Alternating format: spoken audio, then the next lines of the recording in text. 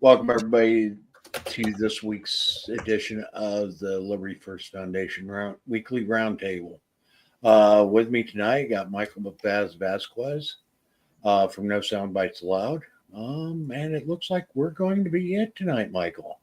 Really haven't heard anything from anybody else today, so I don't know if they're going to show up or not. Okay, not a problem. You can make that work. Oh, yeah, we always do. You had something up about California succeeding from the United States. Welcome, Kim. Welcome to the show. Thank you for the comment. Well, that's one of several things, but yeah, it's now an official request to the public. People may not be aware. This is something that they tried in 2016, and they're doing again now because President Trump was elected. Mm-hmm. And so this is targeted against Donald Trump. It is against MAGA, making America great again. It's against Republicans and conservatives. That's the reason why this has been done in the state of California. Right. Now, an individual is putting out a petition. It's being counted now. Signatures are being counted now, so that on 2027, the state of California can do an investigation so they can put this idea of California seceding or leaving the United States government, that we would go to 49 states instead of 50. Mm-hmm. And it would be up to a vote in 2028. It is expected, or it's believed, that they will be able to do this. This is going to cost about $15 million to the state of California. So it's not a lot of money, but it's extra money that California is going to be spending. I found it to be a very interesting news story. I'm pretty sure I have it here. But as I looked, there it is. Found it. A couple of it. The problem with this is, one, we fought a civil war against this. States can't succeed.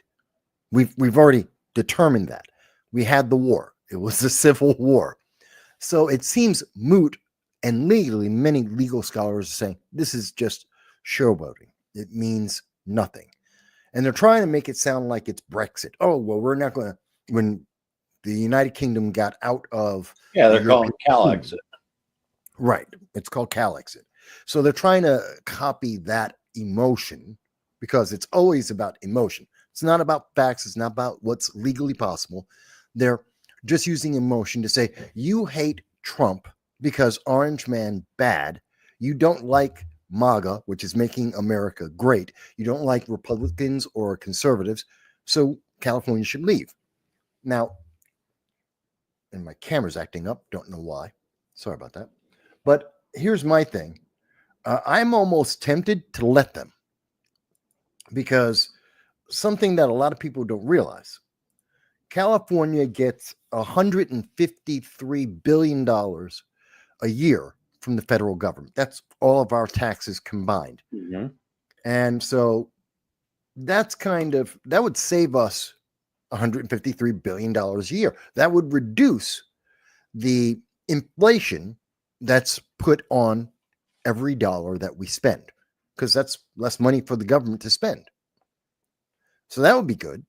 We don't have to take care of any of their natural disasters for fires or for earthquakes or anything else. We don't have to have spending on the military. These are all above and beyond the $153 billion we spend every year. The $153 billion that they get a year, mm-hmm. and that's just for the state. That doesn't include all the military bases in California, which there are a shit ton of. Yes, and they'd all have to leave because California would be its own country. Yep. And if this were to happen, California would become an independent country. They'd have to get their own military. They'd have to get their own currency. They'd have to pay for their own infrastructure. Mm-hmm. So we'd save money. It would help the dollar. in terms of inflation. It would reduce significantly inflation on the rest of the country. And I'm almost eager to see California try and survive. 1/3 of the entire California budget comes from the federal government. So, and they're in debt as is. So instantly, if they were to try and do this, they would be a country that is in more debt than most of South America, than most third world nations. They would literally bankrupt themselves and turn themselves into a third world nation instantly. It is the most stupid idea. In the 23 fiscal year, California had a $27 billion deficit. Yep.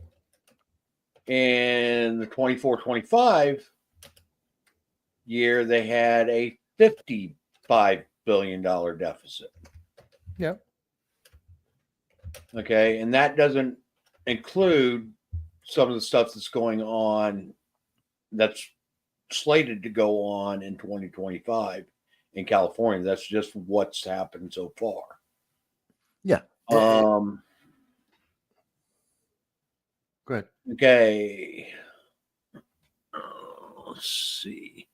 California at one point had over $100 billion surplus.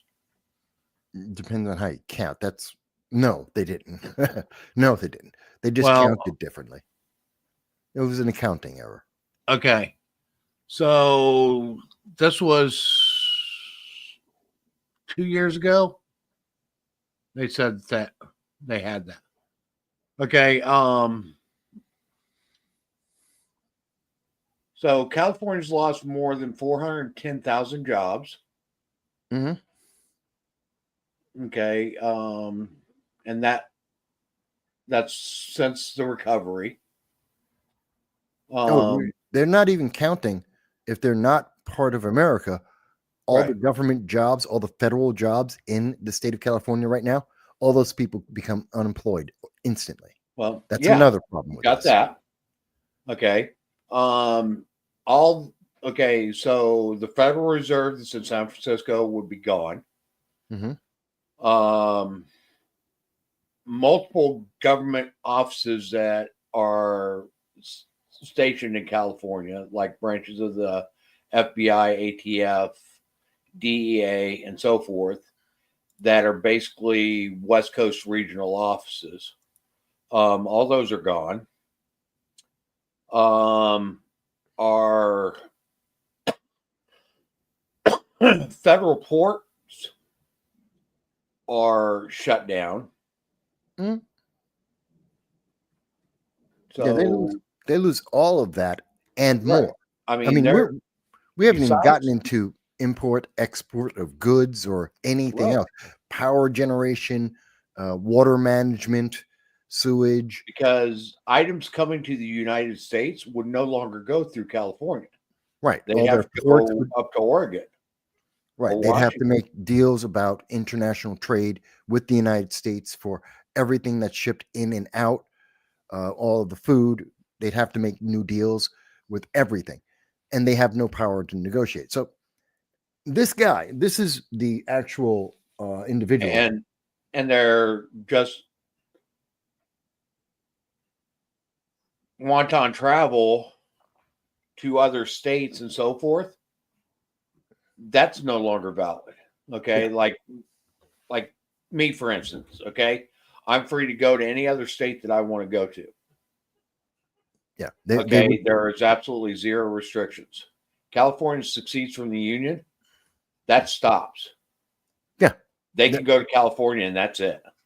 Okay. Without some type of passport and visa.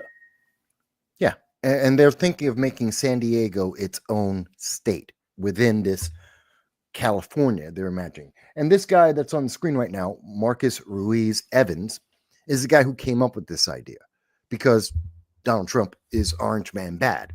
Literally, this is the reasoning for doing this. Well, there's already a push in California to create what's called the state of Jefferson, which is basically the top part of California, just north of San Francisco and Sacramento. What, becoming its own state? becoming its own state. Yes. Yeah. Well, that's like when they say New York City should become its own state.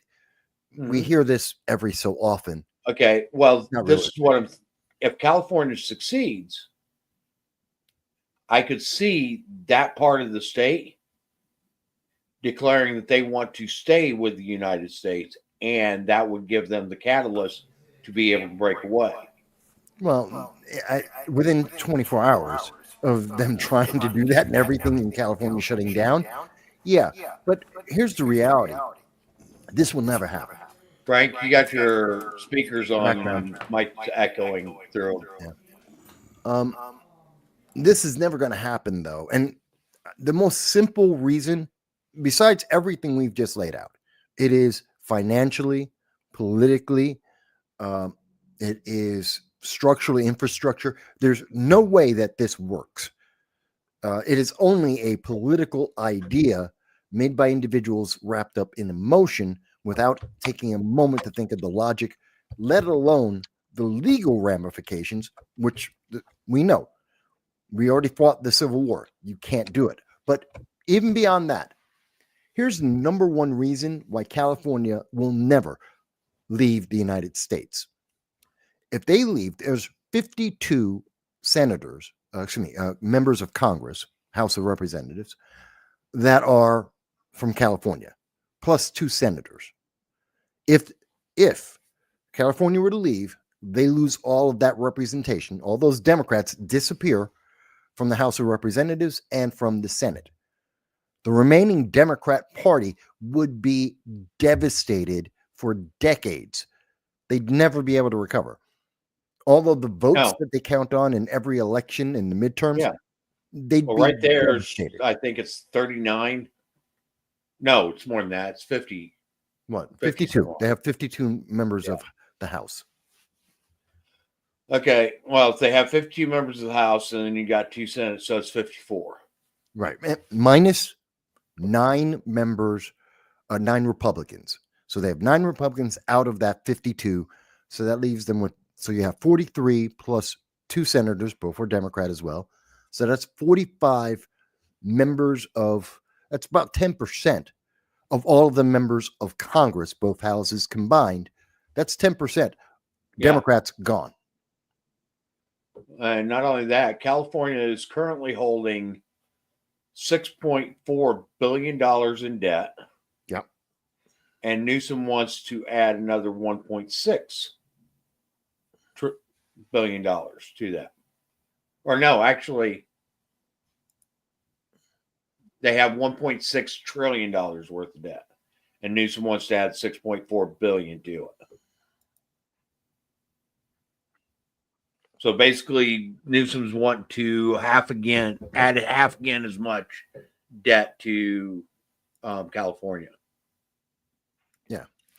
So this is not feasible at all. But since it is in the news, and it's getting some attention amongst the left-leaning news media, that they were trying to say, hey, you know, this is, see what Trump did? This is the reaction to Trump. This is how we deal with Trump. We're going to, rather than try and get the midterms, win in the midterms, show the public how the Democratic ideals are better, that how they're more honest, how they've actually lived up to their promises, rather than do the hard work of actually doing their job and justifying their positions and being accountable to the public. Rather than do that, they're taking the quick, easy, emotional route, which is, we'll just leave.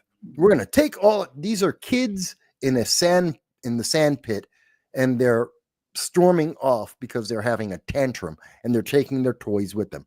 That's what it essentially is. But because there's no consideration of anything, law, finance, politics, long-term, short-term, there's just not one shred of substance to this.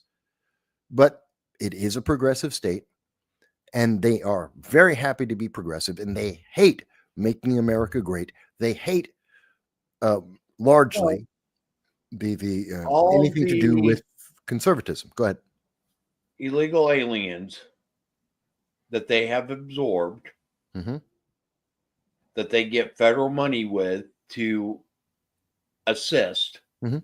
all that money's gone too.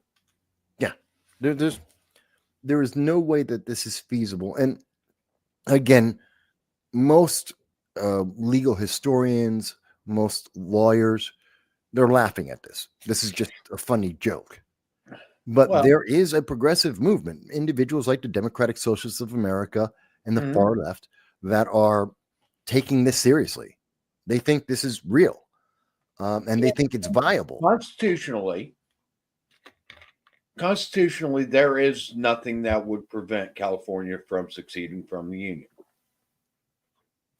Well, And yes, we did fight a civil war when the southern states succeeded. yep. But that wasn't because they succeeded, it was because of other reasons. Well, So, go ahead. I mean, there is precedent for it and so forth. But here's the thing. If they succeeded and in 4 years a Democrat comes and back into power, is California going to want readmission to the Union? Well, that's the wonderful thing is, okay, so they leave. California says, screw America. They like Anthony Mackie decide that America is not truth, justice. They're not dependable. Okay, they're going to do their own thing. And within 24 hours, they completely collapse because they will. All their electricity cut off, all the water cut off, all the money cut off, military gone. They 24 hours, they instantly regret and suddenly go, this was a really dumb idea. We can't make this happen. We want back. Wouldn't they have to go through and reapply?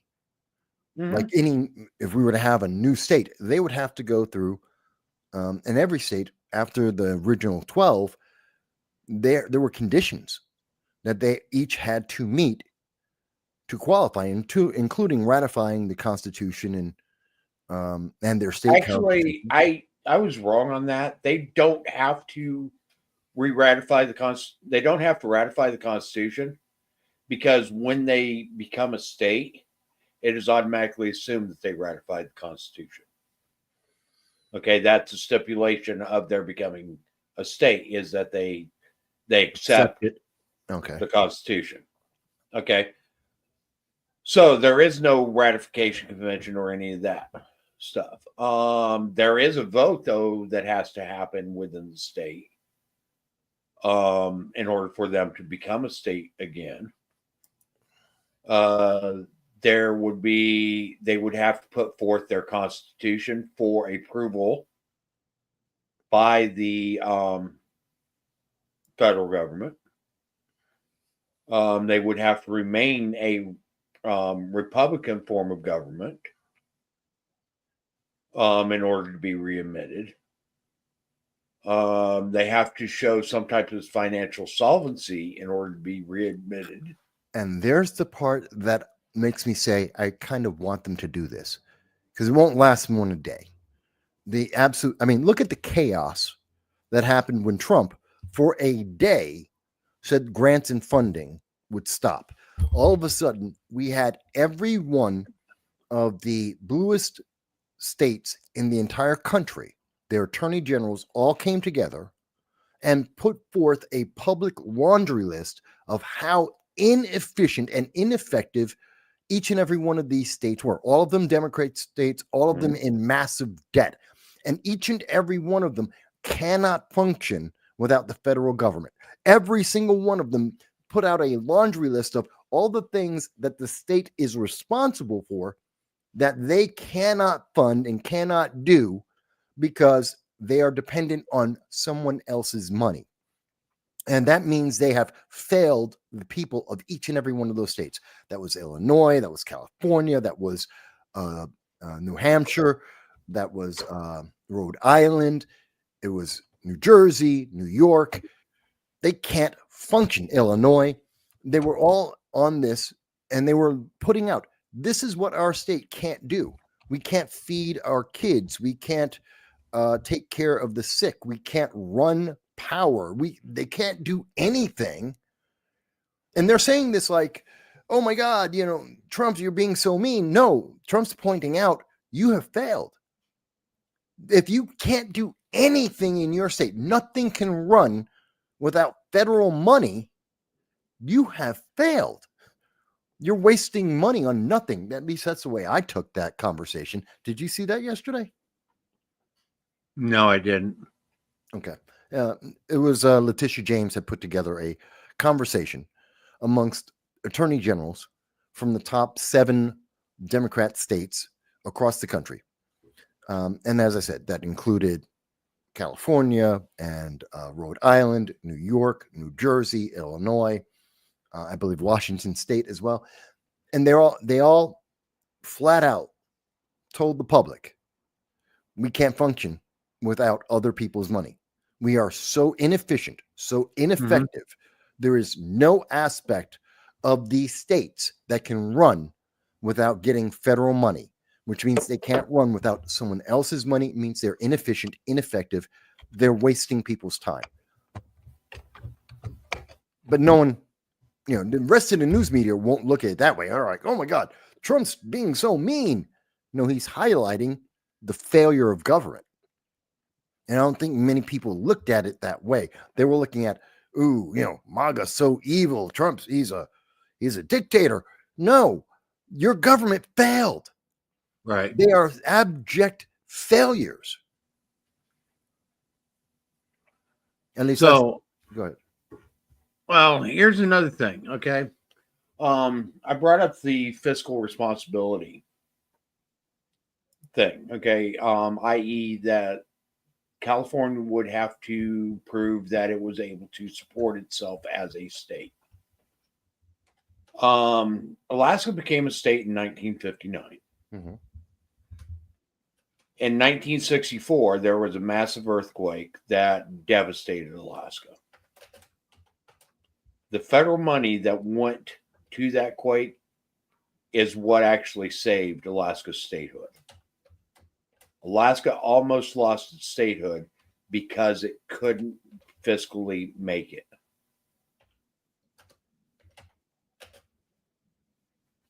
Okay, so this isn't something that I'm just pulling out of the air. This is something that has come close to happening in the past, where a state that has became a new state and almost lost that.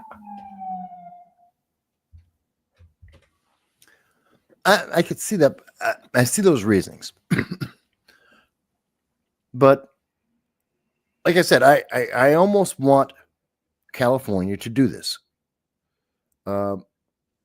And Joe brings up a point, I see in the comments here, that isn't Texas the only state that has a clause to allow them to leave? I believe they do.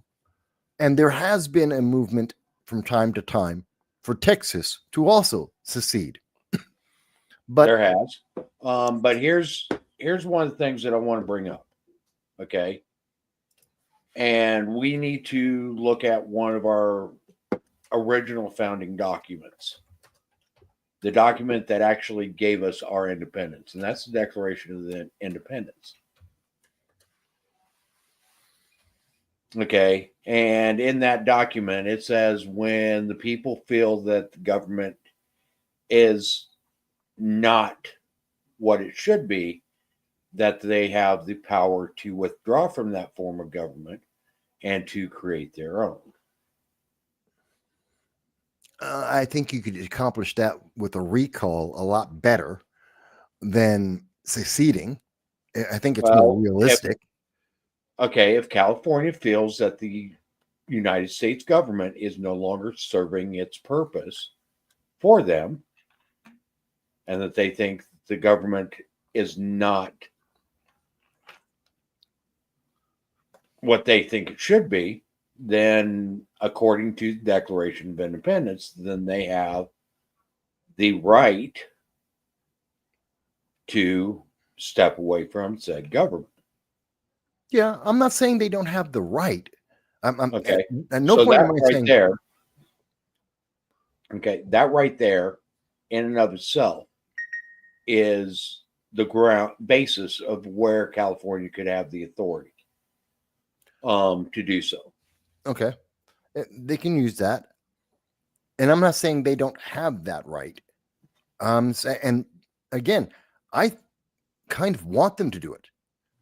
I mean, I'd be more concerned if Texas left, because Texas actually has better, is more vital to the United States in many ways. But sure, let them go. I think it will be the best realistic, real world, instant reality wake up call to all the snowflakes and all the indoctrinated kids in Harvard and Columbia and all the other colleges. It's the instant wake up call that, yeah, your ideology, your feelings will not run a government, will not run a country. It's a failed ideology, and let them do it. It would be, they love to run social experiments against everyone else. Fantastic. Here's a social Here's one of the experiment things that against them. they are banking on. Okay, is ranking, and I'd have to double check the statistics on this. Okay, I know not that long ago, California was ranked as having the fourth largest economy in the world. Yeah.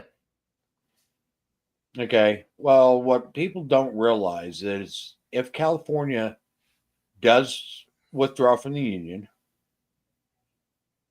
their economy is in shambles because a lot of what makes up their economy no longer happens. Yeah.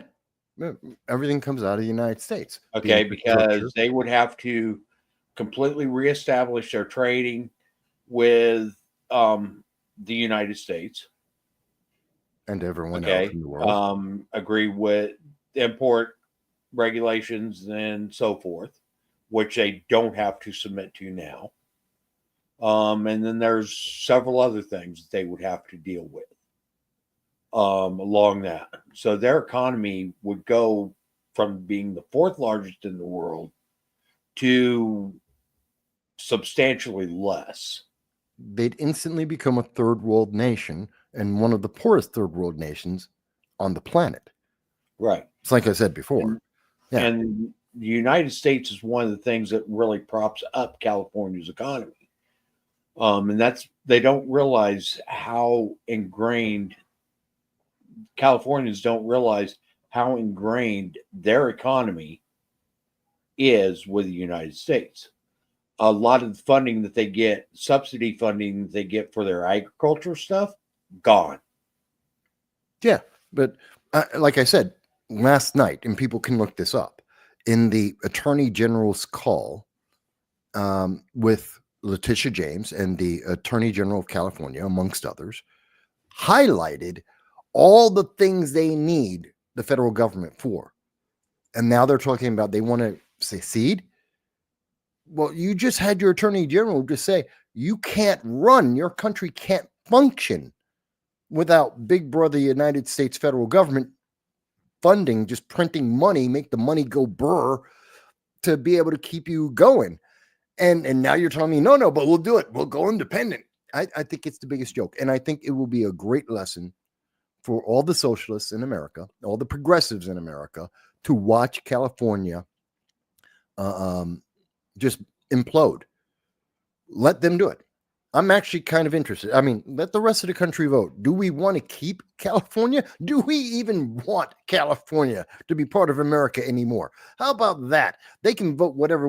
Let's vote to see if we want to keep them. I don't think they want to actually have that vote.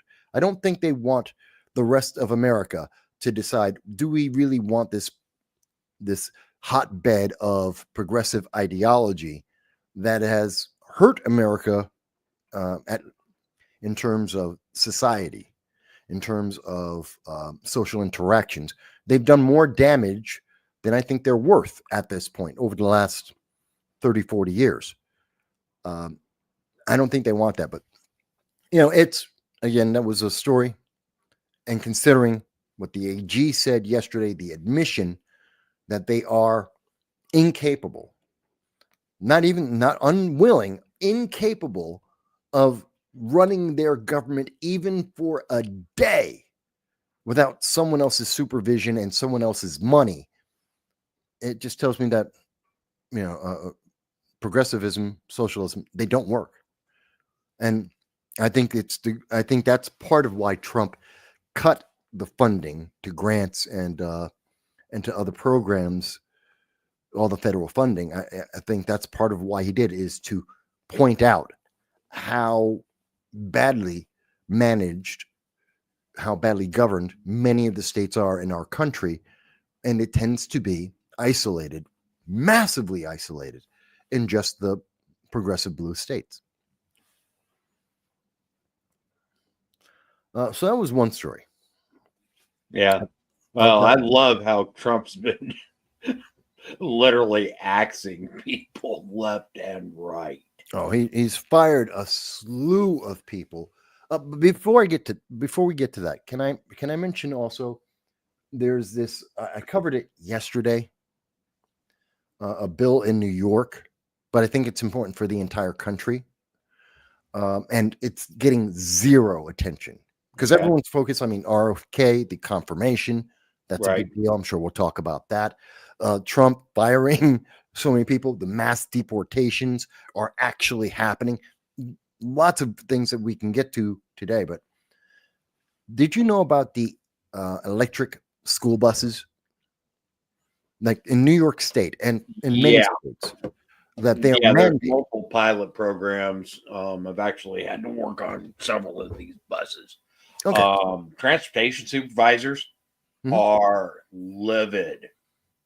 Okay. So for those who don't know, in New York State, which is very similar to California and many other states, because of the climate change emergency, because it's a priority, just like everything else is the priority under the Biden-Harris administration, Kathy Hochul, New York State's single-party Democratic rule, decided we're going to take all the school buses, 400,000 school buses in New York State, and we're going to convert them, force every community to change them over to electric vehicles.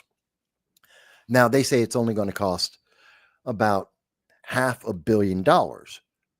No, the actual cost is $20 billion. That's to build all the garages so that they can charge up all the vehicles, and buying each and every one of the vehicles. Each bus, school bus, 72 students, costs about $400,000. It costs twice as much as a gasoline-powered bus. Now, as Mike is saying, and he has the experience in this realm, that, and I know I've heard from this from several counties around New York State.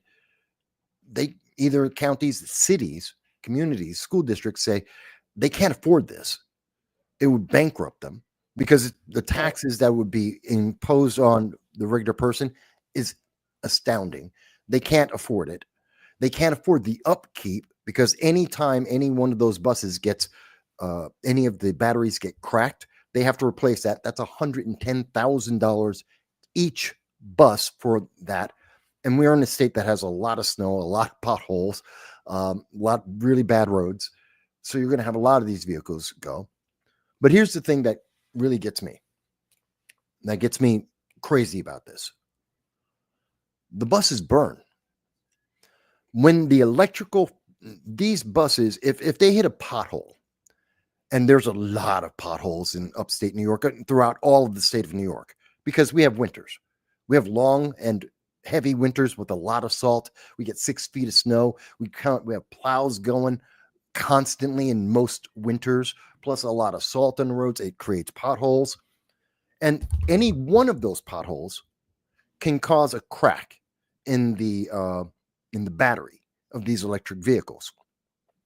April 19th, 2024, one of the electric buses in New Jersey was going down the Parkway.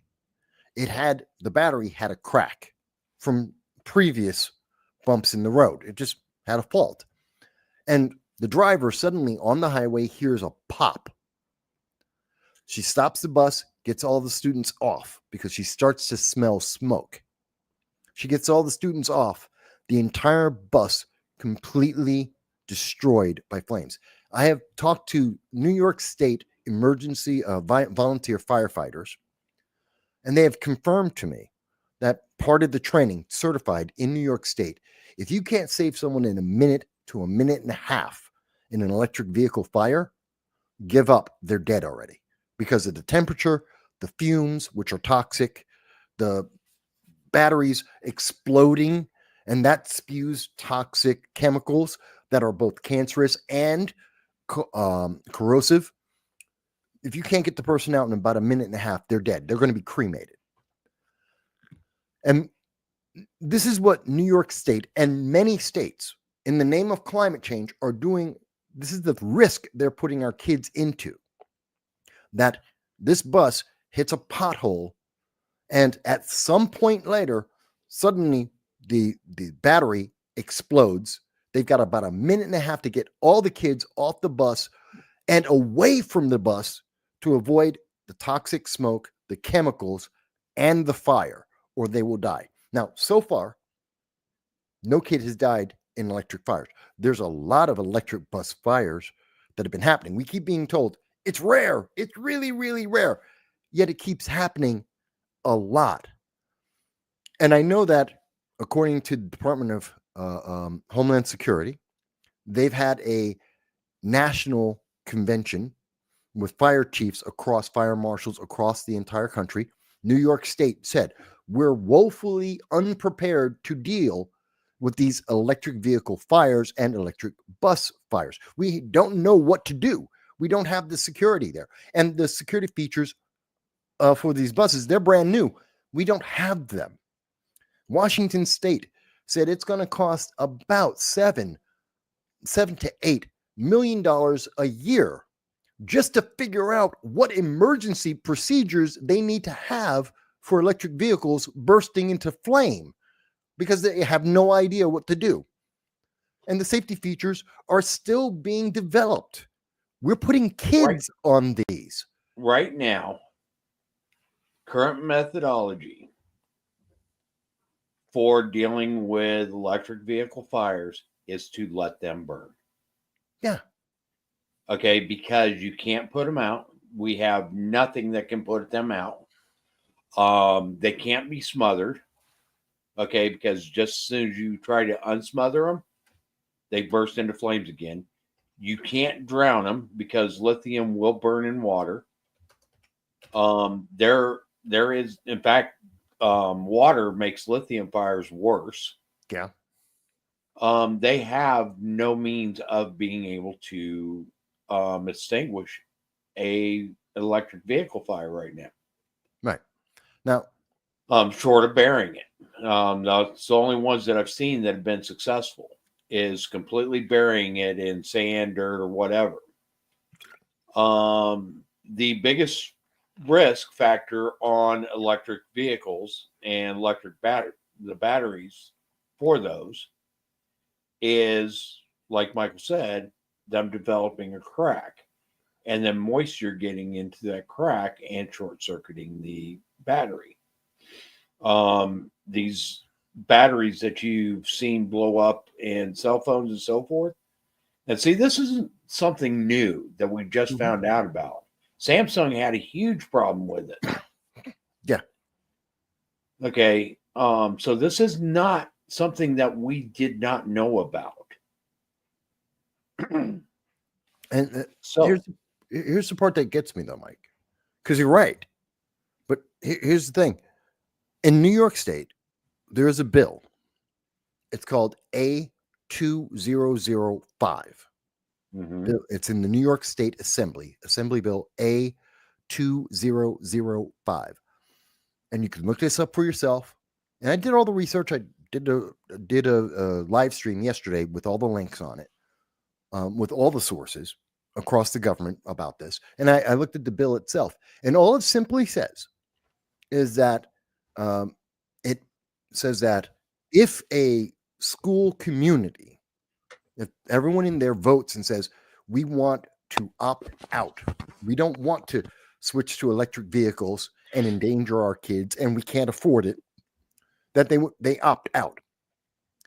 And even there's a clause in there that says for even 2 years, just they'll get a 2-year pause. And the Democrats said, we're not even going to consider that. They wouldn't let anyone even talk about it, would not bring it to the floor of the legislature to discuss it. And that was in 2024. Here it is, 2025. They're bringing back the same bill, which may save kids' lives. And Democrats are again saying, we don't even want to talk about it. This story has been buried. Here's the thing that these people are not considering. Okay. We already know the buses are 400,000 plus. Okay. Depending on how they're equipped and so forth. Mm-hmm. So right there, you've got that cost. Okay. What about the training of the mechanics that are required to deal with that? Because it takes some very highly specialized training to work on electric vehicles.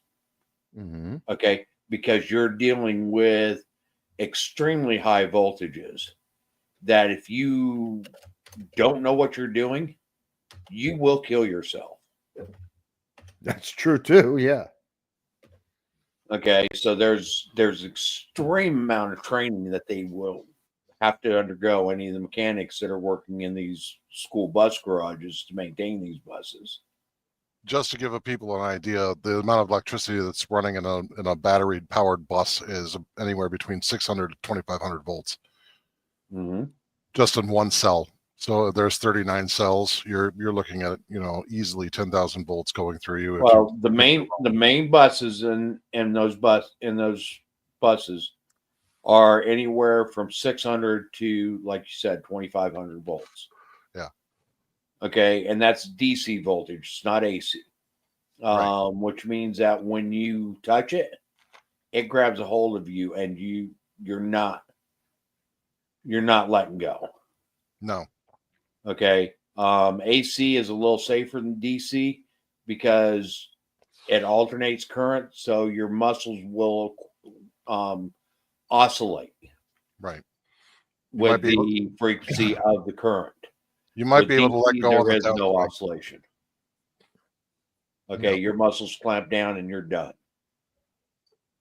Okay, so we've got that. It doesn't account for the equipment that's going to be needed to maintain these. Okay, and work on them. No. Okay, I'm not talking about battery charging systems. No, we got the garage. I'm talking about the mechanical itself. equipment needed in order to perform maintenance on these buses. Right. Which they are required to undergo after ever so many miles, certain levels of maintenance. Okay. And that has to go into every bus garage for every district. Okay. Which they can't afford. Right. So you've got that on top of it. Plus you'll have buses down. You'll have buses down and they can't be repaired on site. Sometimes they have to be sent back to the manufacturer. I know this because I work on them. So you're going to have that cost too, which is astronomical. It's almost as much to send it back to get it fixed as it is to buy a new one. I've seen, according to data that I've seen, is $110,000 to replace the battery, which is the cost of a brand new gas powered 72 vehicle, 72 passenger student gas powered bus. Yeah, it's ridiculous. Now, let me look at an entirely different part of this, though.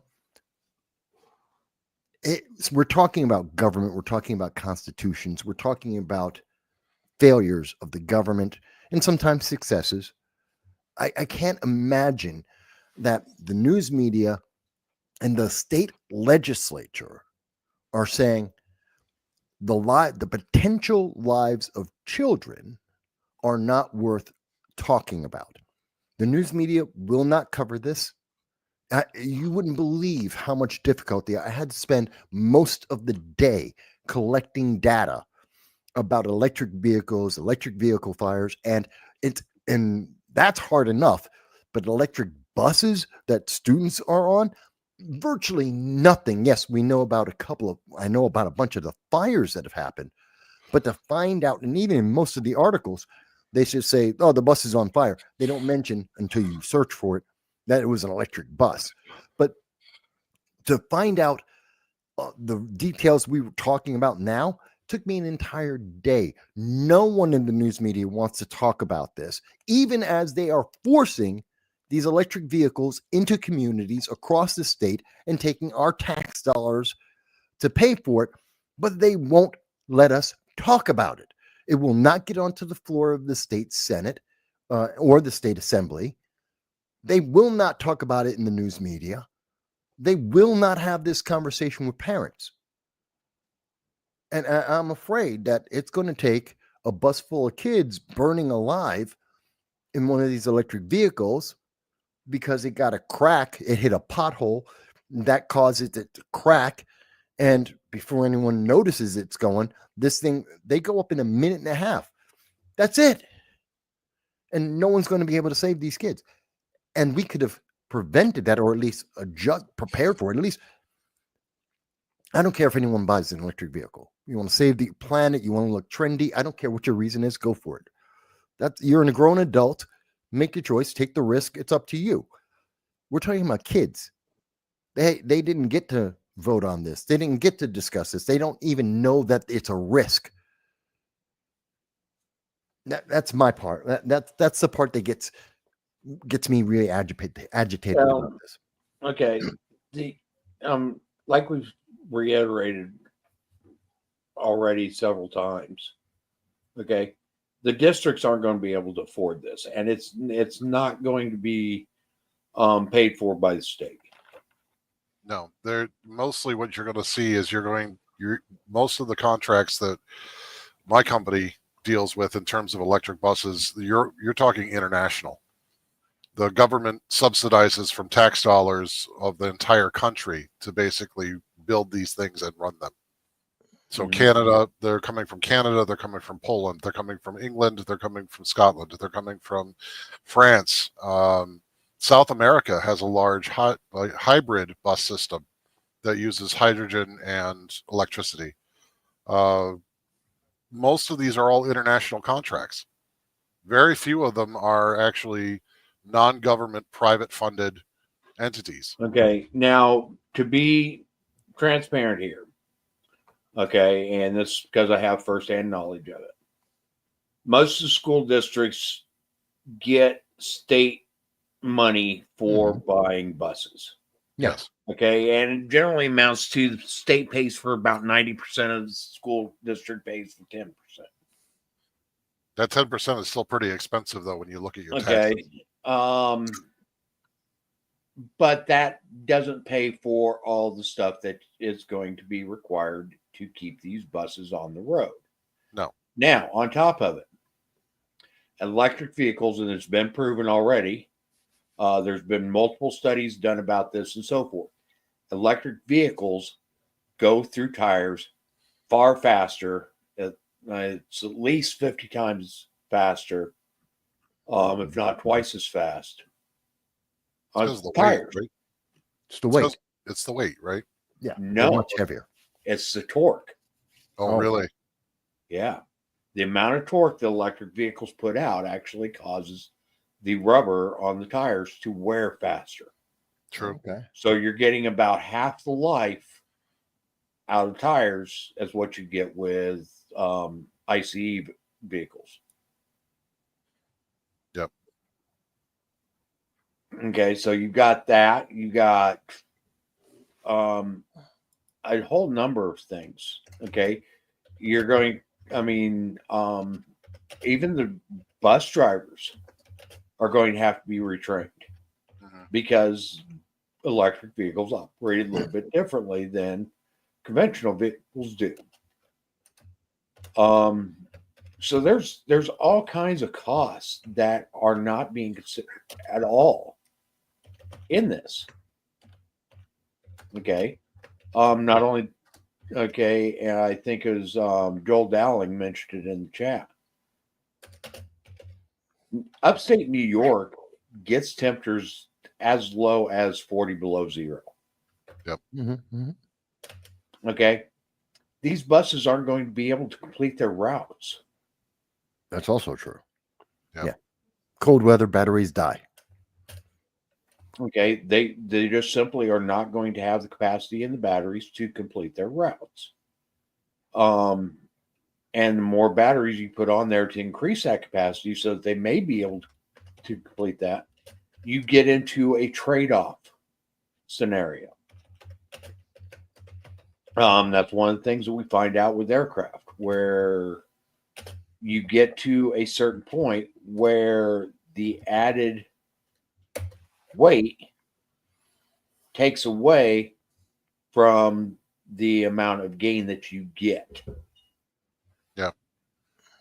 Okay. So it becomes a point where it's a lot of diminishing returns. That's what I was trying to think of. There comes a point where even adding more batteries, because you're adding more batteries, you're adding more weight, and you're not getting anything back for the additional weight that you're getting. You're not getting any longevity, any more runtime or anything else like that.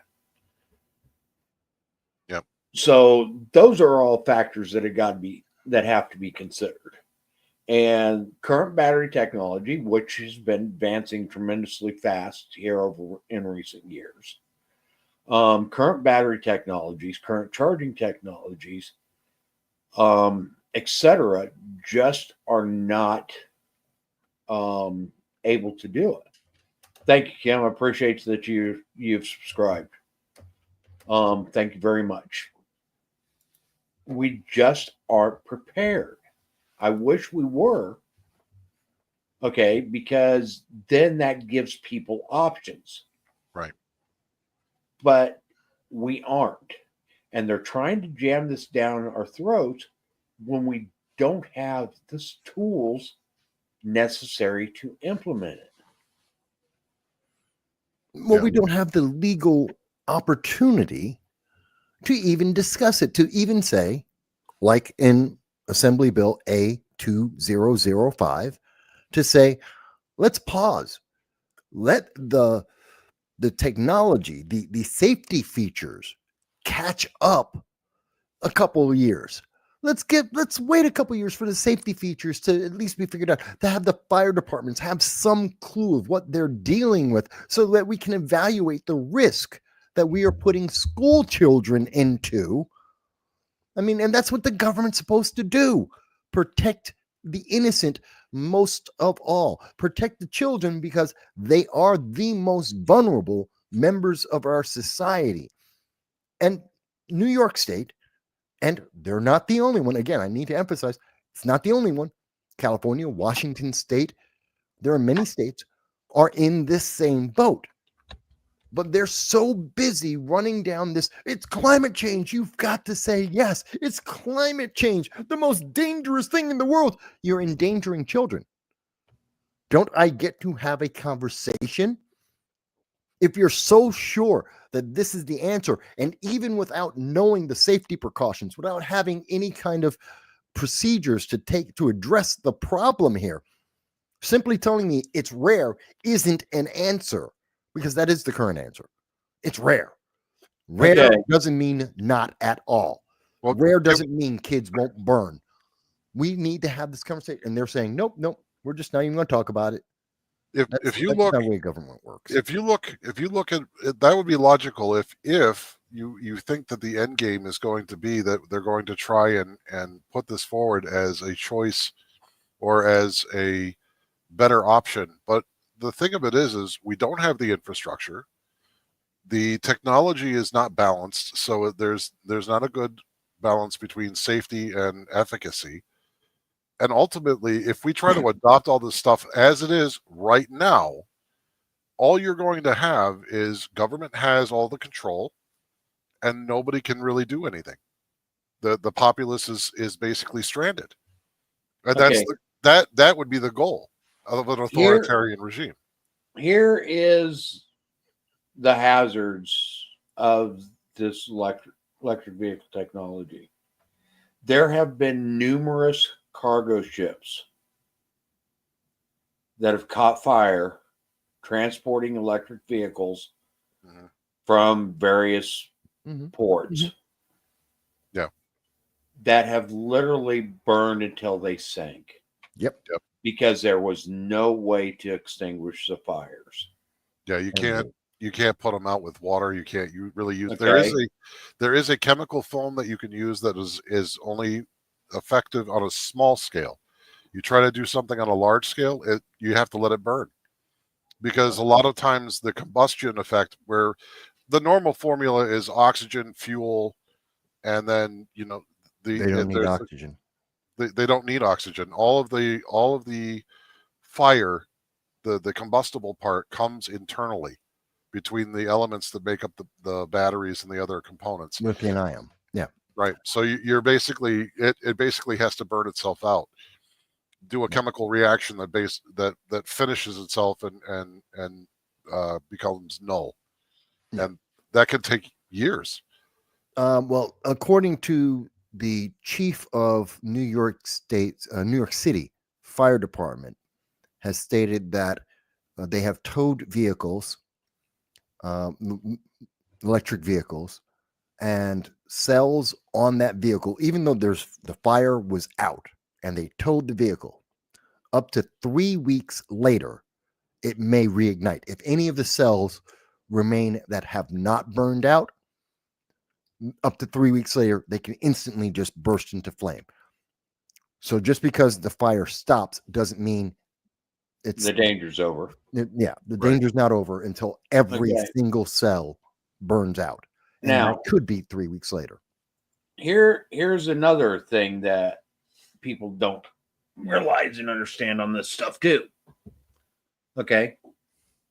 What happens with electric vehicles when there's a flood? Well, all the water and all the contaminants, something in the flood bumps against that electric vehicle. We're talking about we're talking about electric school buses. For anyone who's just catching up, we're talking about electric school buses that your kids get on. And so, But any kind of electric vehicle would have the same problem. Any kind of contaminants get in there, it's going to destroy the circuitry, and it's not going to This function. actually has happened in Florida, where a warehouse containing electric vehicles was flooded due to a hurricane or whatever. It exploded. Yeah. Mhm. It'll cause a thermal event. Yeah. Okay. We have storm surges from hurricanes that flood wide swaths of areas. Okay. And most of the places where electric vehicles are sent overseas or imported from are along coastlines that are vulnerable to hurricanes. yeah. Okay, so there is a lot more that we need to be aware of when we're being asked to consider these transitions. And Okay. if you're arguing from a climate standpoint, that isn't even a good argument. No, That it's is not. the argument. That is the argument being made by Because government officials. yeah, I know, but it's not even a good argument, because if you look at all the means that we have today to mine the materials and gather the materials that are needed in the raw to process in order to create the materials to build these things, you're actually doing more damage to the environment because of the way you have to get them. Yeah, they don't. You got to remember, the same elected officials and the climate movement don't look at the creation, the means, the No, I know. parts required to create that vehicle. They only look at the end product and go, "See, that saves electricity," even if it doesn't. They don't look at, oh, what about the toxicity of, we've got to change those batteries. They're toxic. You can't just recycle them. There's that problem. They're a hazard, a fire hazard. We're talking about hazardous materials to deal with those. Yeah, they don't talk about that. They don't talk about anything else. They just go, see, but I plug it into a wall, so it's saving energy, it's saving the planet, and not thinking about any other aspect. Because by saying, I'm going to plug this vehicle your kid's school bus is going to get plugged in. We're going to save the planet. Isn't that fantastic? And they stop there because that's the photo op they're going to use to get reelected. And no one's ever going to talk about and it's just like with California with the wildfires. Oh, forest management, we're protecting the forest. It's good for the climate. We're going to cut off the water because it's good for the climate. Oh, and then there's a fire. Oh, I don't know how that could have happened. I'm not responsible. Gavin Newsom, he's not responsible. He's the guy who put the policy in place. He's the one who maintained that policy. He made sure that the environment, literally the environment that Now, people were living in, let's was actually going to bring burn at some point. Bring this back around. Yeah, go ahead. To the Constitution and federal government and so forth. A lot of these quote unquote mandated programs are being funded for through the Infrastructure Act. Right. And through the Inflation Reduction Act. Yep. Okay. So there's a lot of federal money going into this, which again brings us back to, does the federal government constitutionally have the authority to spend our tax dollars in that fashion? The answer is no. And categorically, the answer is no. If we look at the Constitution and how Congress is to spend our money, we will see that in, hold on a second, Article 1, Section 8, that the Congress has specific guidelines in how it is allowed to spend the government or the money of taxpayers. Okay, and I'm getting ready to bring it up here in just a second so we can all see it. So I'm not just paraphrasing this or any of that. So we're going to get this directly from the Constitution so that there is no questions. Okay, so Section 8, Article 1, Section 8, Clause 1 says, the Congress shall have the power to lay and collect taxes, duties, imposts, and excises to pay the debts and to provide for the common defense and general welfare of the United States. But all duties, imposts, and excises shall be uniform throughout the United States. Okay. To pay debts of the United States, that means debts that are incurred when they are actually following the criteria of what they are supposed to be doing, which is all detailed in Section 8 of the Constitution. Okay, it doesn't mean that they can pay for this program or that program, or we're going to help this state with this disaster, but we're not going to help this state with this disaster. No, general welfare means the welfare of the entirety of the United States, not subportions of it. Right. Okay, that's what general means. General means everyone. What would be an example? An example of general welfare? Yeah.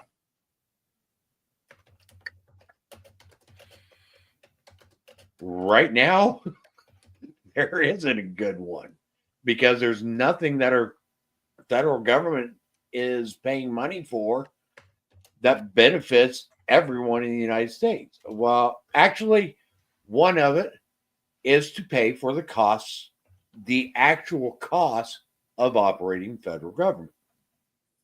Okay, i.e., the salaries of the people in the House, the elected officials in the House, and the elected people in the Senate, the salary of the president. That benefits the entirety of the United States. not just a sub portion of it. Right. The common defense, our military is there for the defense of the United States. Okay, not the defense of New York in particular, but of the United States as a whole. So a good example of that would actually be the defense of our northern and southern borders. Yes. And the patrolling of our coastlines. Yes. Right. Let's see. The federal government does have maritime authority. And that would be another valid use of federal funds. The maintenance of our currency system. Yep. Okay, is another thing that is, okay, a standard set of weights and measures. Okay, and actually we can read down through this because Section 8 actually details it. Okay, to borrow money on the credit of the United States, to regulate commerce with foreign nations and among the several states and with the Indian tribes. Okay, when it says regulate commerce with foreign nations and among the several states, they like to try to use the Commerce Clause, which this is what it is, this clause right here, to say that they can regulate all commerce. No. How that was meant was to ensure that there was fair and equitable trade between states. So, i.e., if Florida didn't like New York,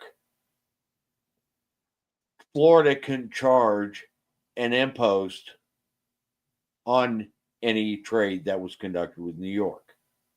Right. Okay. That's what they meant to regulate. Okay. It wasn't to regulate goods going across borders. It was to regulate how those goods were traded across borders and to make sure that it was fair to everyone that was involved. Was to establish a uniform rule of naturalization and uniform laws on the subject of bankruptcies throughout the United States. Okay. And this is where they have actually stepped outside of their authority in the realm of immigration. Okay. The United States, the federal government has the authority to create rules of what is required to become a citizen of the United States. Right. But they don't necessarily have the authority to say that people can't come into the United States. That is actually a state power. All right. But looking at Section 8, because as we said, the electric buses for these schools, for these kids, a lot of the money's coming directly and indirectly from the federal government. Yeah. Part of and there's nowhere in here that allows for it. See, so they're just printing money because, and this was a policy created under the Biden-Harris administration. It hasn't been addressed. I don't think the Trump administration even knows about it because, again, not getting a lot of news. Most parents don't even know about this. Most states don't know about it. And so we've got the federal government printing money to give it to states to buy a product that may endanger kids, and they never had the authority to do so in the first place. And we have states that have mandated that it has to be possible because they want the federal money. Kathy Hochul wants the money coming in because New York State can't pay for itself. So she wants the money, and she's giving the contracts to her donors. And all the state assembly members, the state Senate Democrats controlling them, they give the jobs and the contracts to maintain these electric vehicles, to build the garages. They're giving it to their donors.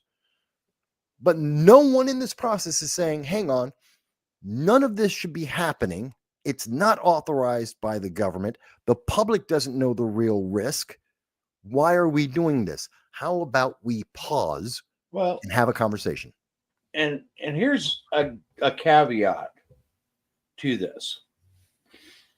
It's mandates like this and government intervention in areas where government really should stay out of that leads to corruption on the level of the Buffalo Billion scandal. Yeah. Okay. And there's several others that Drone have testing occurred. site. What's that? The drone testing site up in Yeah. Rome, New York. That New York's going to be one of the top drone manufacturers in all of the United States. Yet didn't happen. Cost But us. also something else that is coming out Mhm. is much of the money that was put forth for promoting these Green New Deal jobs in the green economy and green industry. Most of those businesses and startups have flopped. Yeah. Big time. Well, they flopped under Many of them getting millions of dollars. That's the Cylindras or the battery 123. There were 32 of these in under the Obama administration. He had 32 companies. Green energy. It was part of the green movement. He took our money and invested it in the green. And of those 32, 30 to date, 30 of those companies no longer exist, and they never paid back a single dime. Cost us $3.2 billion. Even more recent than that, if you guys remember, Chuck Schumer came back to New York State, celebrating the fact that he had secured $720 million for a battery technology hub in the southern tier Yes. of New York. Mhm. That company just went belly up. Yep. They had a brand new build. They had bought a building. They rented a building. They had fully refurbished it with all sorts of tech and manufacturing. They had paid their administrators huge amounts of money, had hired on something like 450 to 700 workers that never showed up, never built a thing. And when they asked for a prototype to begin building from, there was no prototype. They couldn't make it work. So all that money just disappeared. It was federal money that was secured at the congressional level, and it's gone. And who has it? It's the people that pitched the idea. One, it's the people that headed the committee that were determining whether it was a good idea to put it in the southern tier in the first place via Hochul. Two, and the last one is everybody else got shafted. There were workers that were complaining about not having been paid in months, not being paid. Where did all that money go? It's gone. It's gone in the pockets of all the authoritarians that live in New York. Yeah. The elites. This isn't the first time stuff like this happened. It's happened with legalization of weed. It's happened with the batteries. It happened with the where's the microchip facility? Mm-hmm. How's that going? Oh, Yeah. Micron, MU. Yeah, on the stock exchange, MU, Micron, and their it's chip factory, which was $100 billion, something Yeah. like that. and And by the time they actually finish the construction and the kitting it out and getting it ready to produce anything, the chips that they're going to be able to produce are going to be 15 years behind everybody else. Mm-hmm. Yeah. They're It's obsolete obsolete. already. yeah, it's obsolete So- the moment it opens. Yeah. So and there's no plan to continue to maintain it. It was a one-time investment. So no, they're just sucking money dry, and the whole time they've been using quantitative easing, which drives up inflation and makes the rest of us poorer. Yes, and they never had, as Mike highlighted in Section 8, they don't have the authority to do this. It's And just no, that schools. It's that specific reason why the founding generation chose not to give that power to the federal government. Yeah, but Right. we're not teaching our kids that anymore. That's not part of. We don't have civics anymore. The kids don't read the Constitution anymore. The parents don't read the Constitution anymore. Nobody realizes that the government doesn't have this right because the news isn't talking about it.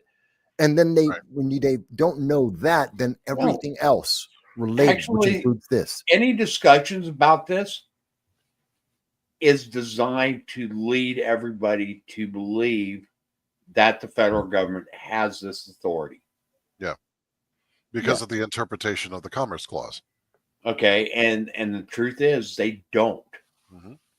Categorically, in black and white, read the Constitution. They do not have the authority to spend the money that they are spending. But that's why That is the real reason why DOGE is needed. Yeah. And to give people some clarification, historically speaking, if you look at historically what happens when you have provinces or states that impose taxes and excises and imposts between trades of smaller scale governments, like say New York trading with Pennsylvania, for example, what was found is that states will always protect their own economies. And so without free trade, a greater mass or a greater country cannot exist. And this was best shown in the 1800s with the unification of Germany. During the unification of Germany in the 1800s, you take a look at all these different city-states that still existed across the face of Germany. You had Prussia, you had all these smaller, like Bavaria and Austria. They were all separate. Each one of them imposed taxes to trade with other people. Standards were different, products were different, and the cost of doing business was astronomical to the point where it encouraged poverty and no one could get wealthy, not even the governments themselves. And then it took Otto von Bismarck to wipe that all out. He said free trade between all the provinces of Germany, and almost overnight their economy boomed, and they had innovation, they had progress, and they were able to build things like railroads, and Germany expanded and became a very wealthy and powerful nation inside of Western Europe. Well, here's the thing. Okay. Inside of 5 years. Mhm. 5 years. Everybody looks at the rail barons as these greedy, nasty guys that were just out to make a buck. Right? You know, like Vanderbilt and others. The funny thing is everywhere that these quote unquote rail barons went and either bought up railroads or started competing against other railroads, the prices always went down. Yeah. And if these rail barons bought up the competition in those areas, the prices remained low. They didn't go back up to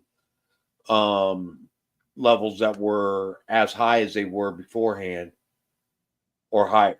They always remained low. No. So when a free market actually works and is allowed to do what it does best, a free market is unstoppable. It's unbeatable. Okay. Yeah. It will self-regulate its prices. It will self-regulate wages. It will self-regulate obsolete businesses. Yeah. Well, you know, we're talking about that, but that kind of brings me to the other news that came out today. News that came out today, obviously, was RFK. There's a lot of news out there. Mass deportations, which we can definitely talk about. There's the funding. We talked a little bit about the funding freeze, but which was temporary. But RFK Jr. is a great example, I think, of with him being in charge of HHS. And one of the questions he was asked about, what is he going to do? Why did Trump pick him? for Health and Human Services secretary. What makes him qualified for that? And his answer was, well, we need someone to go into the NIH, National Institute of, I Health. forget what it's called, but to go into the CDC and to change the culture that they have. Because what they do now is someone gets an idea. There's a political preference towards one decision or another. Think of 2020. Think of an experimental medication. And there's this initial idea that's very popular with one political faction. And the CDC will latch onto that one idea from that political faction. They'll get a paper on it, some study done, and then they will not look at any other paper, any other study, any other peer-reviewed documents. They won't look at anything. It's just that one message, that one idea, and they will continue to just say, that's it. That's the only idea. And they will spend all their money saying, nope, that's how you have to do this. This is how we went from, in the space of 1 week, we went from you don't need a mask to you have to wear 2 masks. Mm-hmm. That was like a week. That was a week. And they were absolutely sure, 100,000%, this was the science. And they literally flipped their answer. We went from 0 masks to 1 mask to 2 masks to 3 masks at the peak, and then back down to 2 masks at maybe 1. And each and every one of those changes, which was almost weekly in some cases, was always said, and that is the science, because they had one paper, one politically approved idea, and they weren't looking at the WHO at the same time they were saying this was not agreeing with them. That's the World Health Organization. Independent studies at universities across the world were not agreeing with them. Universities in the United States did not agree with the CDC and were publishing papers saying so. And the CDC said, those don't exist. We're not going to look at it. And so RFK said, how about we never do that? No matter who's the political faction, no matter what's the popular idea, how about we keep looking at the science to make sure we are up to date with the actual science, the actual information coming in, so we can better take care of everyone. And because he said that, he may not get confirmed. I don't know if you saw the confirmation hearing today. Yeah, he should be. I want to step back here just a little bit before we go on with this, before we get too far away from this topic. Okay, Kim Husky said a free market should be void of monopolies. Mm-hmm. Okay, I do not agree with that. And here's the reason why. Free markets are the best means of directing capital into areas and industries where that capital is needed most. Okay. If a business is able to create a monopoly, then that business is either, that industry is either dying and the monopoly won't last long, or there is enough demand in that industry to warrant other businesses starting up in that. Okay. Most of the time when a monopoly is established, currently it's because of government interference. In a free market, when a monopoly gets established, it's because that industry is dying and nobody wants to enter it. So the resulting thing is capital is not getting directed into that, and the monopoly is able to establish itself, and they're generally short-lived. Yeah, as long as the government doesn't regulate it into existence and maintain it. That's the whole point. It's the free market. Okay. So she says on here, or monopolies, or the monopoly has bought its competitors out. If the industry is that competitive where it is actually lucrative and it's bringing capital into that industry, other competition will come forth. Okay. It is impossible for a industry that is very volatile, i.e. meaning lucrative, where there's a lot of business going on, where there's a lot of capital need, for it to keep all the competition out. If there's money to be made, there will be people to invest in new startups in that industry. The caveat to that, and I think this is what Kim is alluding to. The caveat to that, though, is a lot of times monopolies will be created by individuals because they're lucrative. But then when it comes time to have competition start up because it's a lucrative industry, a lot of times these competitors can't start up due to government regulation of that industry. That's the key. Right now, small businesses do have a hard time competing with monopolies. Okay? Because of the government hoops that they have to jump through. Okay? More often than not, competition is stifled by government intervention, right, instead of encouraged. Yeah, and that causes a harmful monopoly to be perpetuated because we're not operating in a true free market.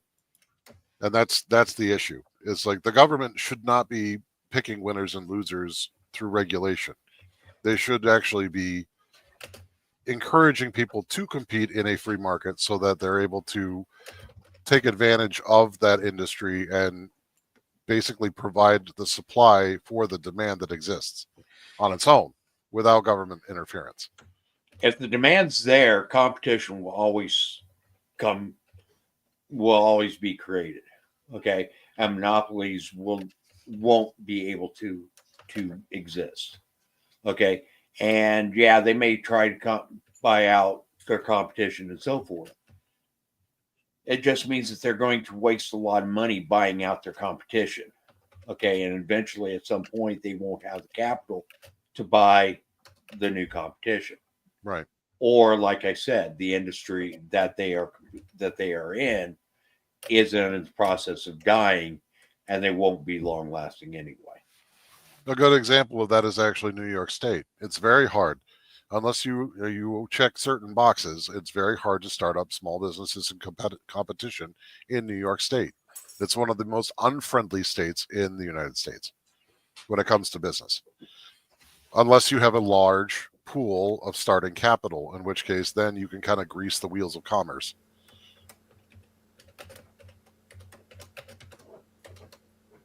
Uh-oh, it looks like the Squatch has joined us. Mm-hmm. Yeah, it's going to be interesting, I think, to see if Trump is able to facilitate the new golden age of the United States, as he describes it.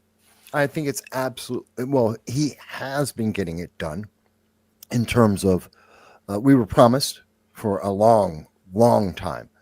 Mass deportations, not possible. We don't have the manpower. We don't have the planes.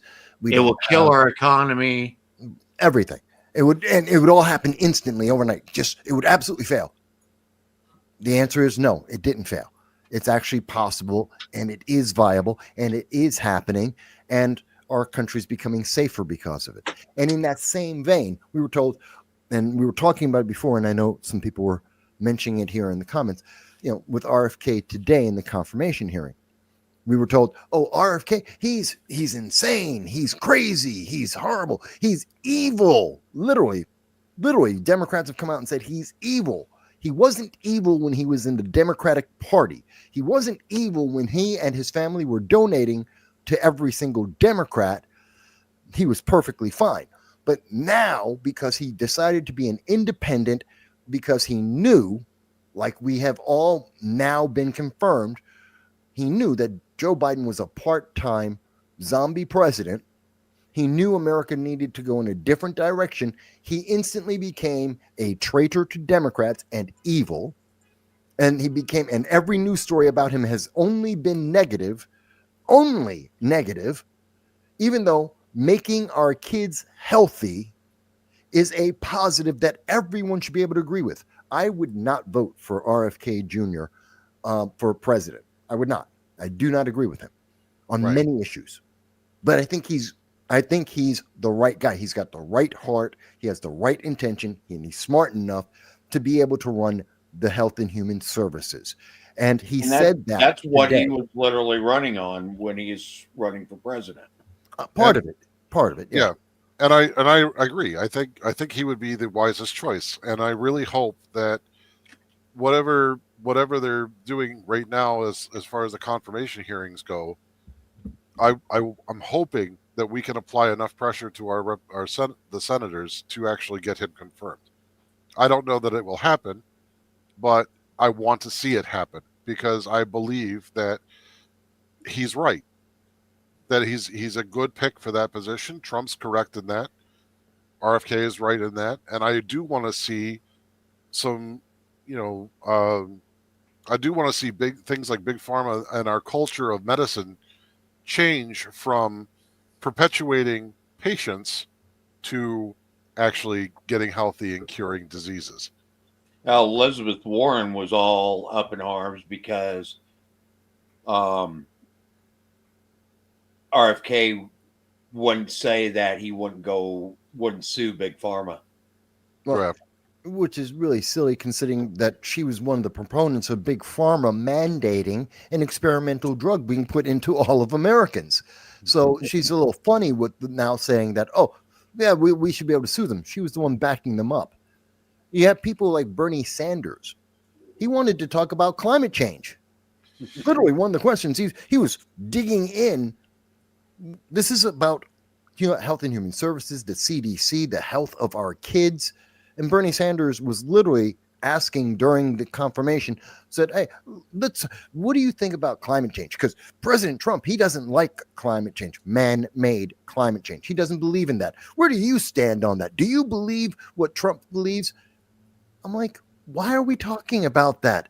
And RFK did say, well, it's not relevant. We're talking about Health and Human Services.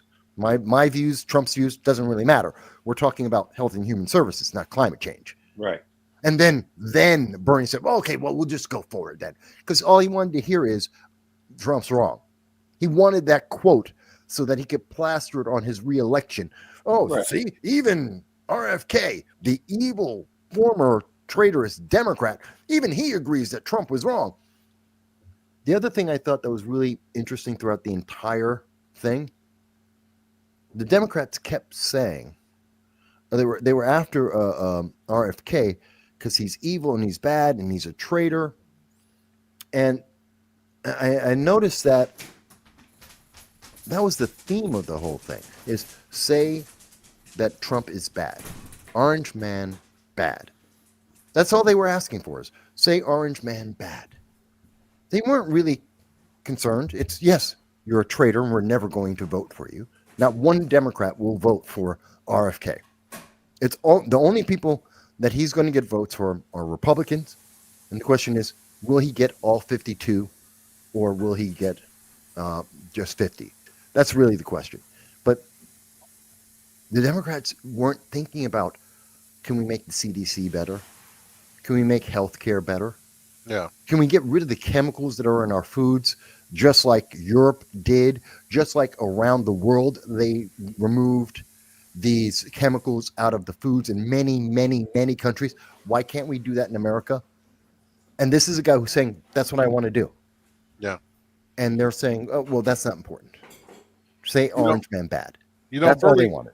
Bernie has really missed out on an opportunity, because he, as much as I dislike the man, as much as he's a communist, he really has missed out the opportunity to stick it to the Democrats who shafted him not once, not twice, but 3 times.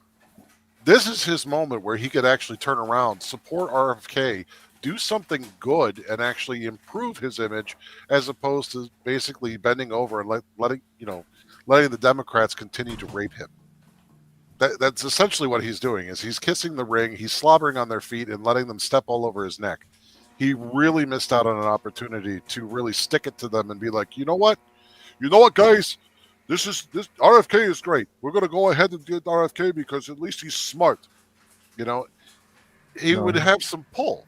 He sold out. He did. sold out in 2016 to get Hillary. They gave him another house, and he said, "I'm with the Democrats now." And Hillary's fantastic, and he's been on that train ever since. Ask the Bernie Bros; they will tell you. 2016, Bernie sold out, but he keeps trying to say, "I'm independent. I have this unique, different view, and I'm a socialist."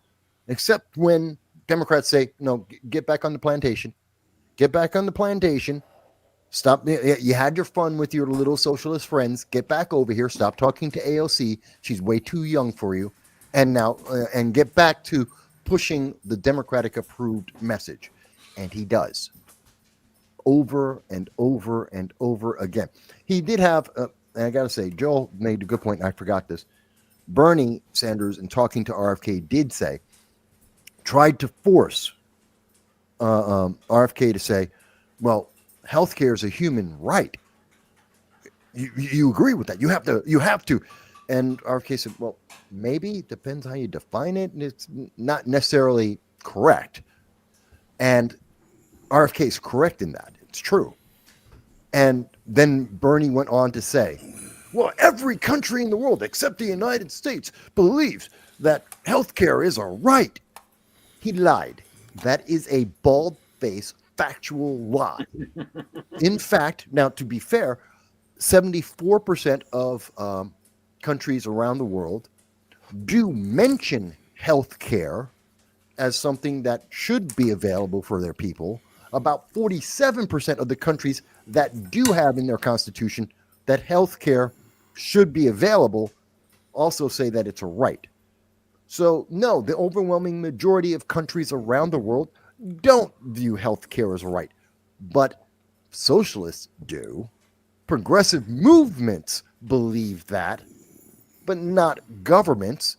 But he's lying, and no one called him out on the stage, and it was all to try and make RFK, Trump, and anyone on conservative to look evil. Don't see, you're doing something. The world knows this. It's just you evil people who want to oppress people. Oh, yeah, he's really impressing people when he says, let's get less medications and chemicals out. Let's get medications and chemicals out of people's bodies. That's so evil. I mean, guys, Well, doesn't that sound evil to you? Yeah, I would actually like to be off my medications. Honestly, there's several things that I got. Okay, we're closing on an hour and a half, or actually, we're over an hour and a half. And a few things I want to get to. Okay, one of the big things that everybody's just going batshit crazy about is the amount of funding that Trump has been cutting. Yep. Okay, and honestly, I think it's outstanding that he's doing so. Okay, one of the big things that he cut was the free lunch program in schools, and he's also cutting Medicaid. Okay, neither one of those are authorized in the Constitution. Right. And everybody's just going nuts.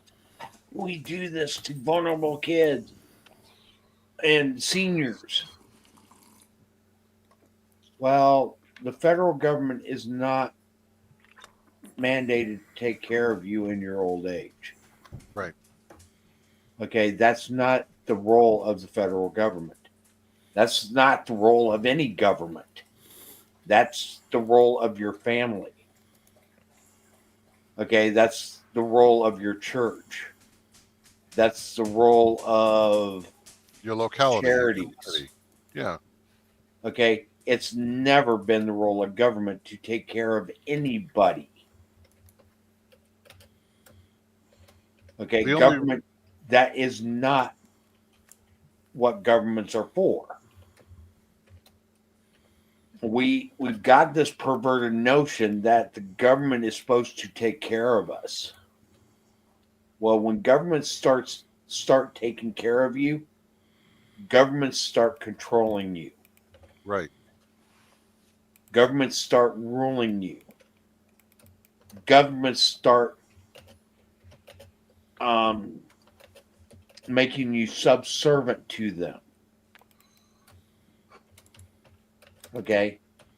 Governments aren't supposed to take care of you. They're not supposed to take care of anybody. They are designed for very specific purposes. And the more the government tries to take care of us, the worse things get and the more in debt we get. Yeah. Now, an excellent Okay. example of that is, I think it was Michigan, where they were having the fight over school lunches, and it was supposed to be a state-sponsored program, Right. and I was having a discussion with somebody from Michigan about the piece of legislation, and they were arguing that it was unconscionable that there were people applying pressure to the state legislature to not pass this school lunch program. And I said to them, what would be a faster reaction if you really think that this is such an important program to have? Why would you let the state legislate it? Why not pack your car with free lunches, go to your school as a community, and feed the kids? Isn't the food going to get there faster? There's no government that tells you have to do it. You can just do it. That's probably better food than what the government's providing anyway. Absolutely, it is. I mean, my dad was a business manager for a school district, and he once told me how they get their food for school lunches. If you actually knew how they got their food, you would never let your kid eat a school lunch. Never. I mean, Taco Tuesdays, I used to look forward to it until Dad told me how they actually make up the taco filling, and I'm like, no, never again. I'll pack my lunch from now on, or I'll buy it from somewhere else on my way into school, because I am not eating that again. It's just disgusting, and it's usually the lowest denominator, the lowest priced bulk food item that you can get. Well, they it process goes it, out and then for they bid. push it out to the kids. Okay. It goes out for bid, and whoever provides the lowest bid, Right. okay, and then the cafeterias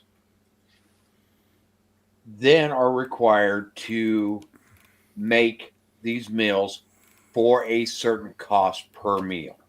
Right. Okay. And typically those costs are right around $1. It used to be like 50 cents. Yeah. Okay.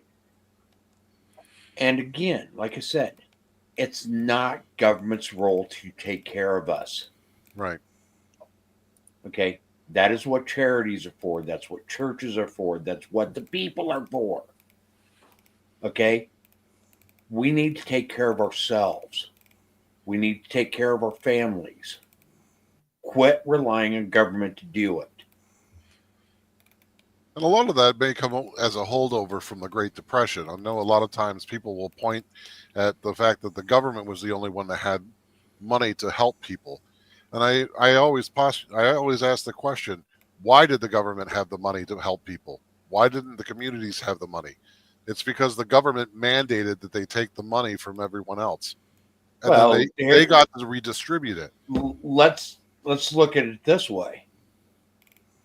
What was the cause of the Depression? It was the government. Okay. So right there. I mean, I once asked my granddad, because he lived through it, and I asked him once, I said, there was a lot more agriculture back in the Depression. Why did people end up going hungry?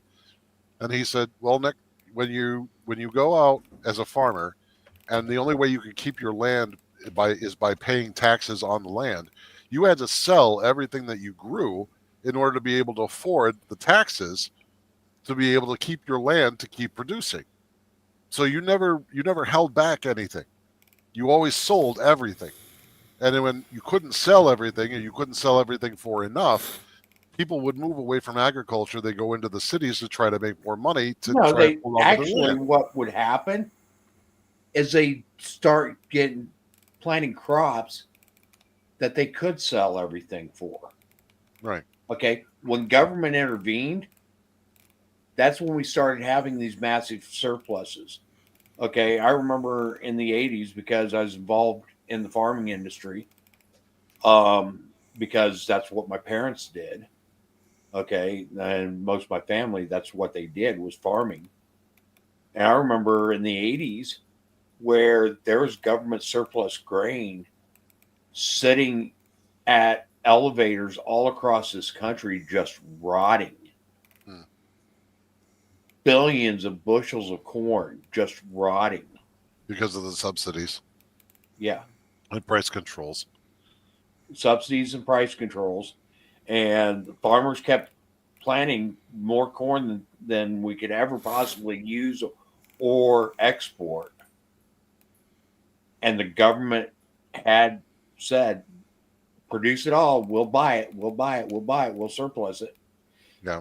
And like I said, there's billions of bushels of corn that rotted. Yeah. Okay. Where if farmers would have been just let to do on their own, the farmers that could make it would have rotated crops and started producing what was being demanded in the right market. And the ones that couldn't compete would have gotten out of it. Yeah. Gone on something Okay. else. Kim Husky says back then government had commodities. The government still has commodities. Yeah. Okay. It still has commodities. There's still a government cheese program. There's still all these government programs.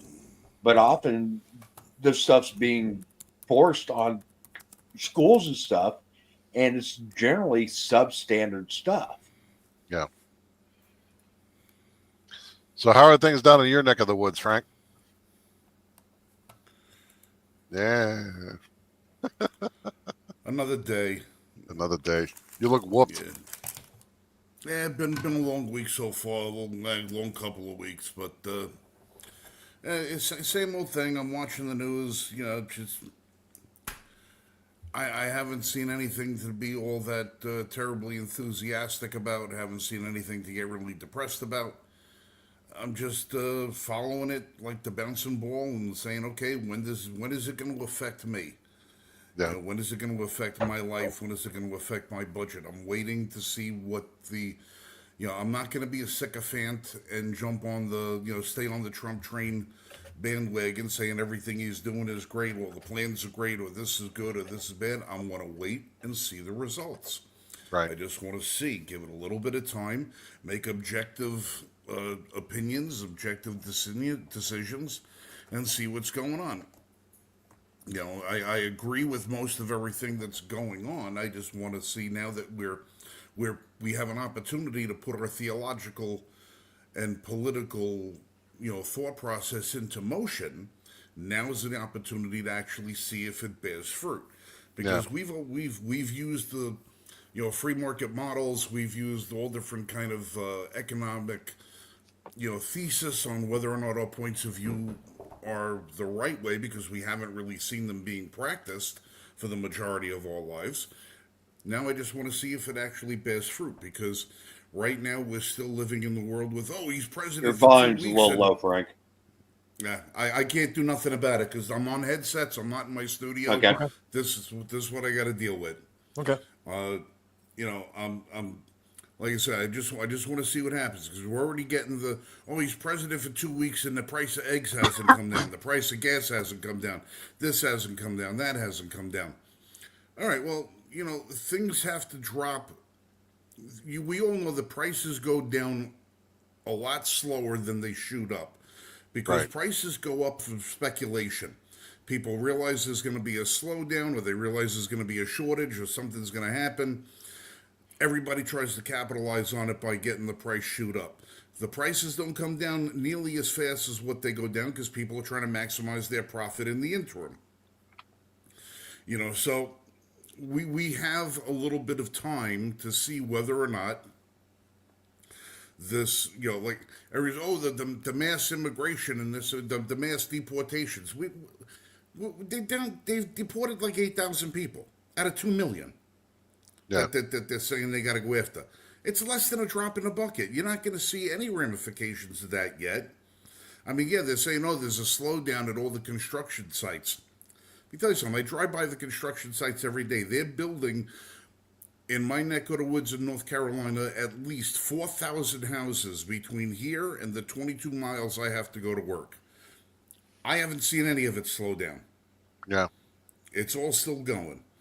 All right, so we gotta give things a little bit of time to shake out to decide whether or not things are actually working. Every policy is a microcosm of an experiment. Let's see what works. Let's see what don't, because we've had how many 60 years of policy that hasn't worked, and everybody claims that it has, and now we're 2 weeks into actually trying to do something to correct it, and everybody's, oh, it's not working. Give it a little bit of friggin' time.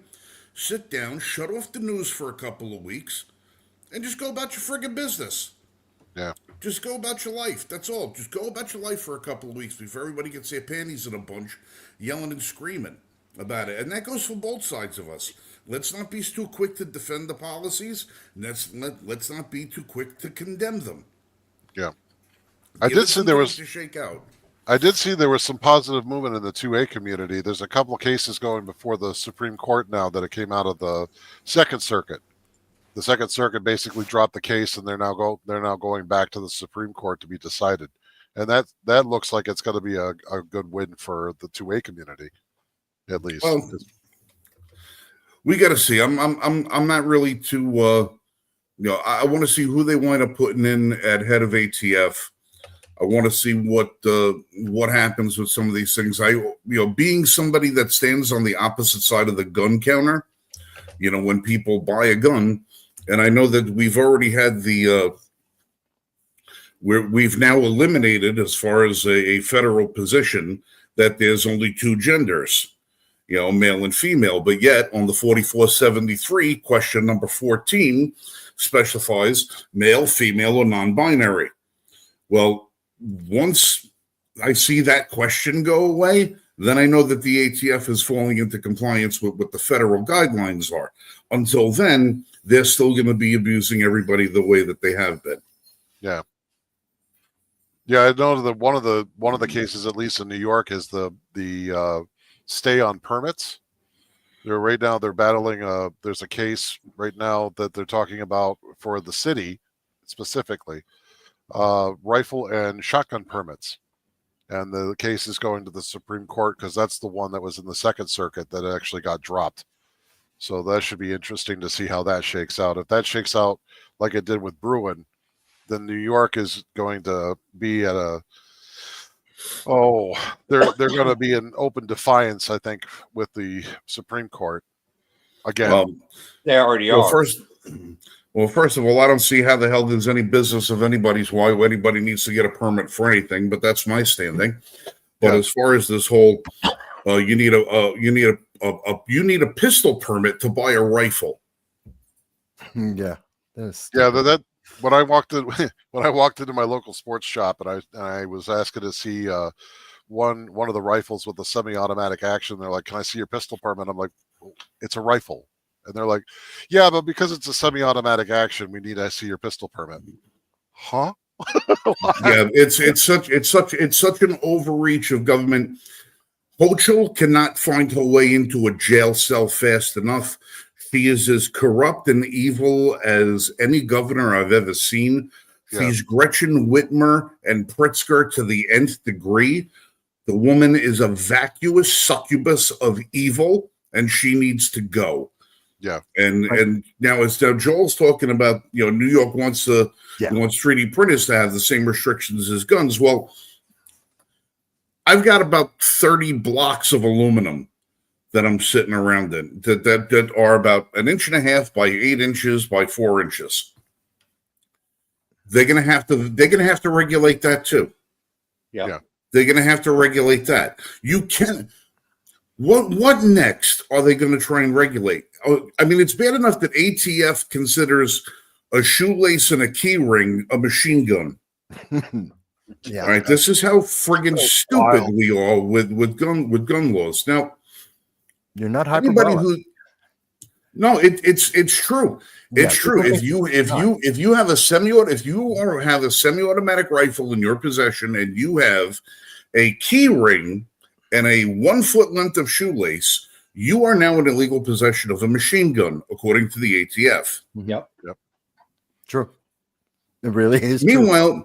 Meanwhile, you have the idiots at ATF trying to go over and explain to people the functioning of a Glock semi-automatic firearm, and the expert can't field strip one of them. But these are the people who are going to tell us how to regulate their firearm laws. Bureaucrats. That's all it is. And I'm going to keep going back. I'll say it over and over again. Not a single one of our constitutional rights, other than the Second Amendment, says in big, bold letters, shall not be infringed. I do not understand how in the ever-loving hell that the one right that we have that specifically says the government has no authority to affix any law to is the most regulated of all of our rights. Yep. I don't understand that. Mhm. ATF has got to be a convenience store, not a government organization. Yeah. I agree with you, Frank, and especially with Joel saying, and I saw that with the 3D printers, and the first thing that came to my mind is they want to turn everyone into Dexter Taylor. They want to burst. They want to have reason to come into our homes to try and arrest everyone or to find out what you have, so they can then arrest you for whatever else is there. And it's because I got a 3D printer. Well, that doesn't mean I'm going to make a firearm. And it's not illegal for me to do that anyway, even if I wanted. And look, and here's the thing that they don't seem to understand. You can 3D print 90% of the components of a firearm, but unless you can produce a barrel, a firing pin, a breech capable of withstanding 27,000 pounds of pressure, you have got a plastic toy. That's what you have. It's a friggin' toy. Now, New York is the same state that regulates jelly blasters. Have you guys seen the jelly blaster guns and all the precincts in New York City that they put up posts on their Facebook page like they're returning from the fucking war, that they got a jelly blaster off the street, a dangerous jelly blaster.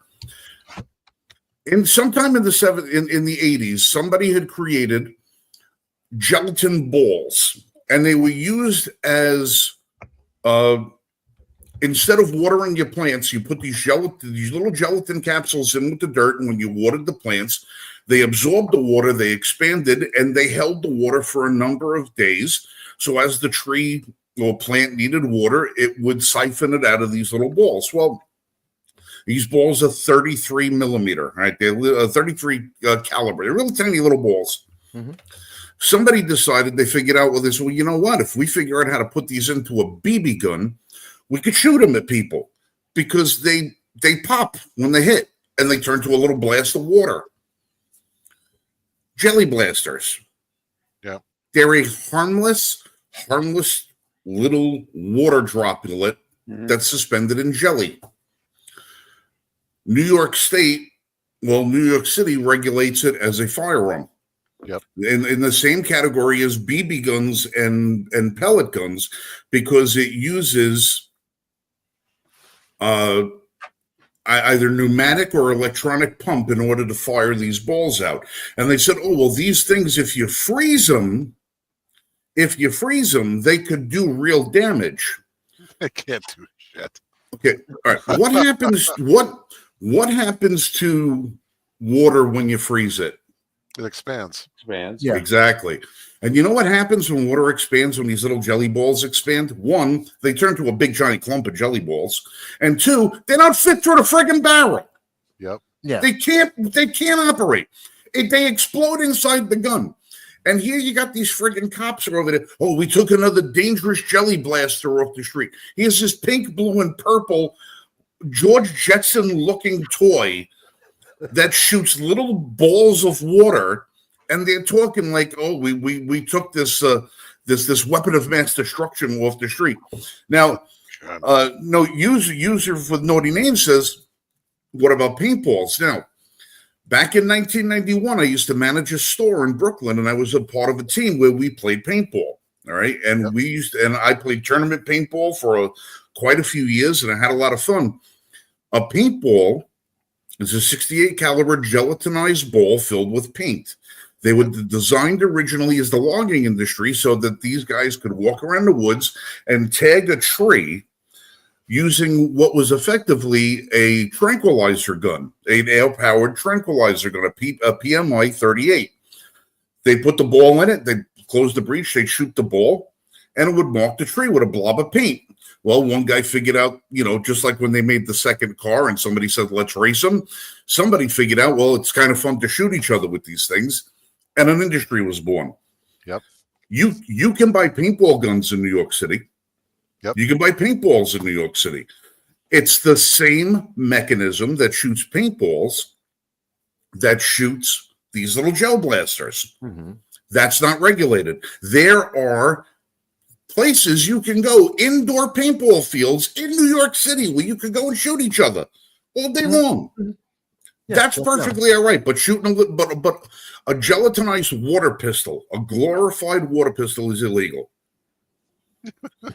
This world is as much as water gels. Yeah. Right. Now here's the funny thing about paintballs. Because some paintball manufacturers back in the day used oil-based paint inside the gelatin. And you know what you could do with oil-based paintballs? Light them on fire. Yeah. No, you could freeze them. Yeah, that too. Now those they won't expand. Now they won't expand because it's not a water-based product. Right. Now those things traveling at the field-regulated limit of 300 feet per second could crack a skull. Yep. I mean, those things were moving, so they outlawed the that paint. So there's only water-based, but they don't use the same theory and logic. For that is what they do for these kids' toys. And like I said, you can pull up articles on Facebook from the various precincts in New York City and see the stuff that they're collecting. And it's like, an arsenal of gel blaster guns was discovered this afternoon in a schoolyard on a Sunday afternoon by a couple of 8-year-olds who were shooting at each other. Yeah. Oh God. Right after Christmas, no less, I bet. Oh my! Yeah. Oh, it is so friggin' ridiculous.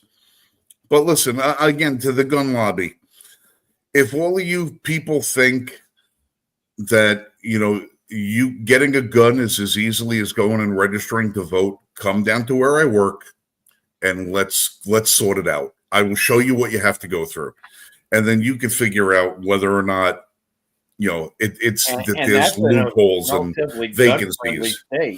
That's true. Yeah. Yeah, I'm in North Carolina is a super gun friendly state unless you're in the Charlotte area and you want to find an outdoor range and you can't find one because every builder is building something on all the land here. But it's just so stupid. Oh, speaking of, I don't know if did you guys happen to touch on the drones? What, the Staten Island drones? That New Jersey, Staten Island drones? Yeah, the Staten Island, Jersey drones. I never saw a conclusion to that. The main all right. Press secretary came out yesterday with a note because somebody asked the president while he was signing all those executive orders if he could get to the bottom of the drone situation for New York and New Jersey. And by the way, that's not only New York and New Jersey. We actually have seen them here in North Carolina. Flying over the Charlotte area. All right. We've got footage of it and everything else. He said to his credit, find out what's going on with these drones immediately and let us know what's going on. Well, they addressed it yesterday at the White House. They said that the drones were authorized by the FAA to conduct research and other things. What's other things? Wait a minute. They denied that the government knew anything about this, was involved with it, And well, they denied it under the Biden administration. yeah, that's what I'm saying. The Biden administration, Right. They That nobody said that nobody said anything about it except all the municipal agencies that said we have no idea what's going on. We don't do that. We don't know this. We don't know that. So nobody knows what's going on with the drones. Trump says we're going to get to the bottom of this. Literally what I said is exactly what the new press secretary says, that the drones were authorized by the FAA to conduct research and other things. That was the statement that came from the White House. Now, troubling. That, you know what that tells me? Shit. It tells me absolutely shit. Okay. Okay, because, well, what does that mean? Are they FAA drones? No, because they didn't say that. They said the FAA authorized them. Who is piloting the drones? What agency is in charge of them? What agency owns them? What is the nature of the research? What is the other things that they're doing? What other things are they conducting? This was a non-answer from an administration that said that they're going to be completely transparent with things. Now, it would have been a different story if they came out and they said, listen, the drones are authorized by the FAA for governmental use. The government is conducting some sort of research or something, but we're not at liberty to discuss the nature of it due to national security or because of this or that, whatever it is. Right. They didn't say that. No. They said they're authorized by the FAA to conduct experiments and other things. And then she also went on to say, many of the drones that you're seeing are being flown by hobbyists and trying to get a look at the other drones. Well, the hobbyist drones, and I've got a couple of them, the largest hobbyist drone I've seen that's not commercial use is only about 18 inches propeller to propeller. When it's landed, it's only about a foot tall with the landing gear. These things are the size of a bus, some of these things. Some of these things are 15 feet by 15 feet, prop to prop. No, big ones that I saw them in the Bronx. They flew right over my head. Right now, the drones, in order to be a hobbyist and fly a drone, you have got to get a pilot license. Mm-hmm. Yeah. Okay, there's an FAA test that you've got to take, you've got to clear, and every single drone that's manufactured and sold in the United States that you have a controller for, you're flying through a GPS system. Your GPS system has got listed in it all of the no-fly zones. That's limiting your range for how far away you can fly, your height that you can fly away. You can't fly within flight paths of airliners, mm-hmm. which most of New York City is a no-fly zone for these things. So they're not hobbyists, unless and if they are hobbyists, the drones are probably about that big. There's about the size of a pack of cigarettes, those little $39 ones that you fly with your phone from Amazon. Right. They're not what's being flown.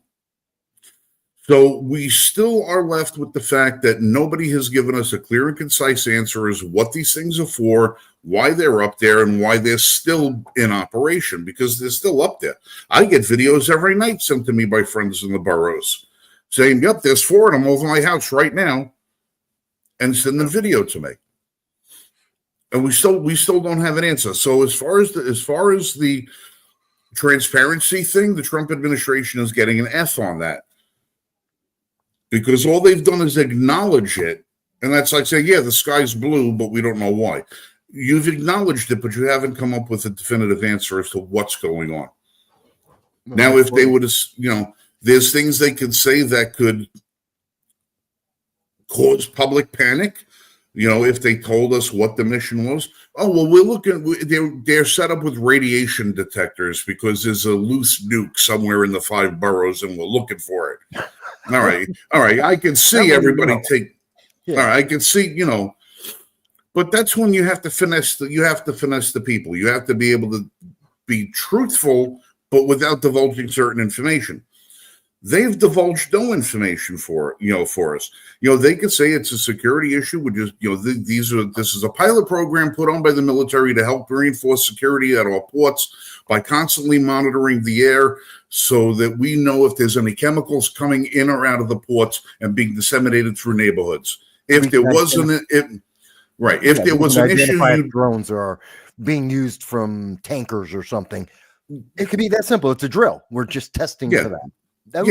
They could say something, but the fact that they don't even want to tell us who owns them, speaks more to what they are doing than what they're not. Right. And I'm frankly disappointed in it because I was hoping for aliens. Because I heard they're barbecued, unbelievable.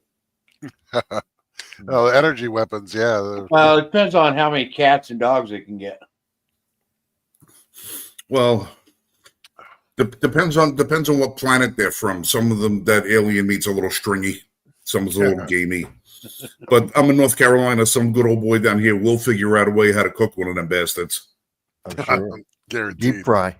Yeah, the deep fried.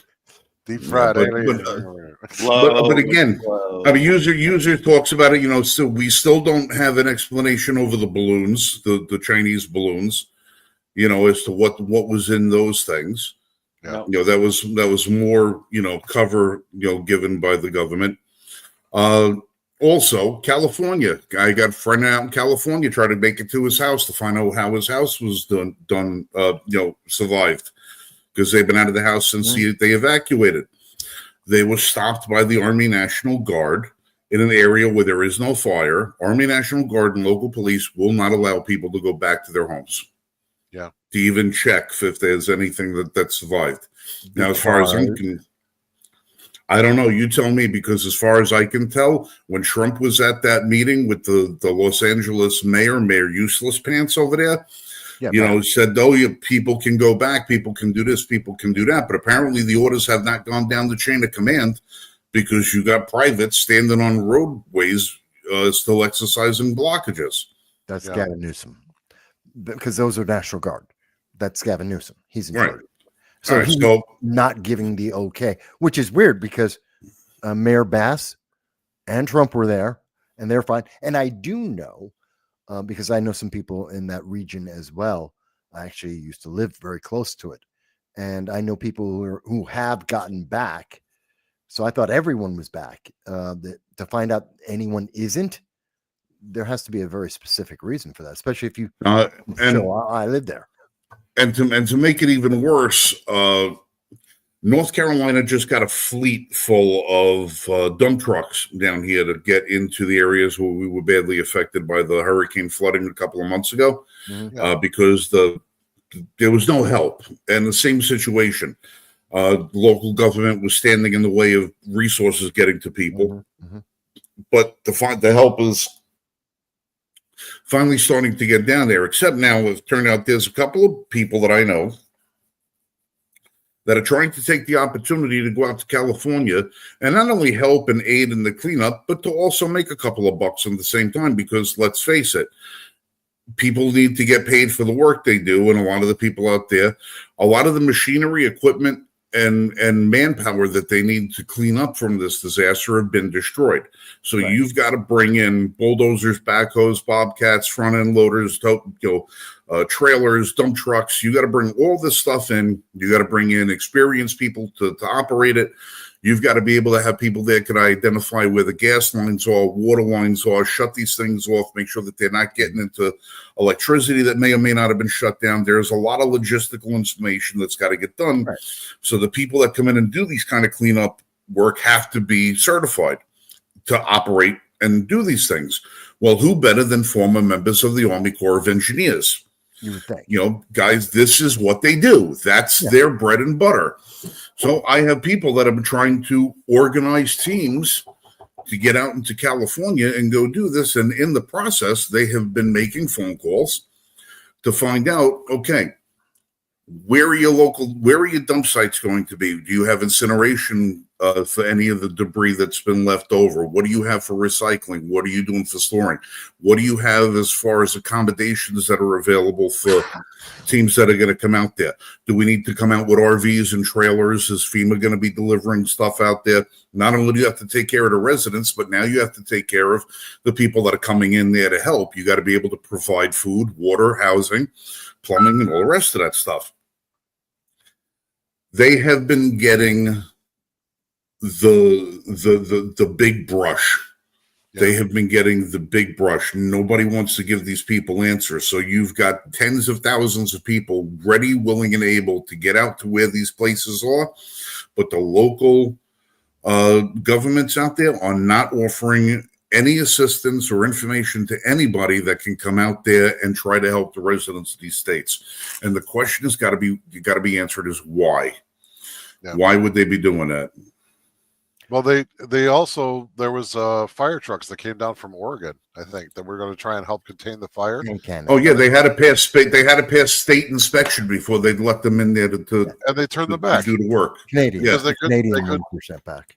Yeah, they turned them back because they didn't pass muster when it came to the local laws for emissions. Well, and what makes it worse is that was just basically semantics. Because, all right, like for instance, you guys understand the difference when they talk about fuel economy regulations versus American standard versus European standard. Mm-hmm. When they talk about like diesel vehicles, they talk about pollution as a matter of parts per million here in the United States.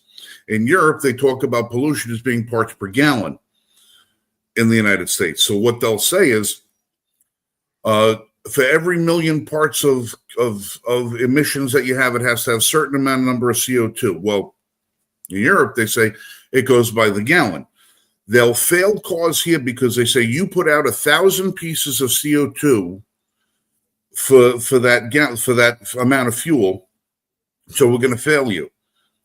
But in Europe, they say, well, you're putting out 1,000 units of pollution for that gallon of fuel, but we're going 3 times further on the same gallon.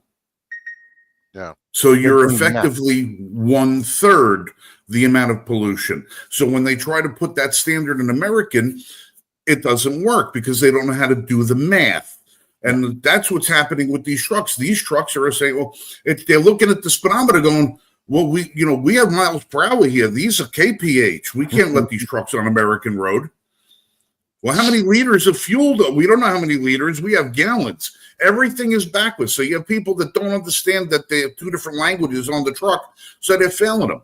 Meanwhile, the Canadian registry for all of the safety standards are higher than the American ones are. Yeah. So they're taking better qualified, better equipped, better maintained, better run trucks and sending them back across the border to not have them come in and help. And I think that you're doing it specifically just so they can continue.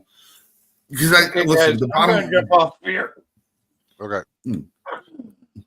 Like I said, bottom line in California, I think what they're trying to do is break the will of the people so that they'll sell the land cheap, and BlackRock can come in, pick up the land at a lower price, and build more stuff that the regular people can't afford. This is a land grab.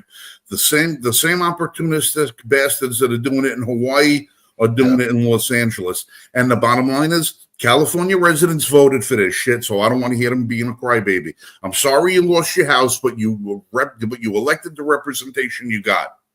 And they've had years of these policies in place. And all you had to do is just think about it. Just think about the consequences. And in fact, they were told for years about this. And every time they were told, they said, no, you're just anti-climate change. You're evil. You're anti-science. Shut up.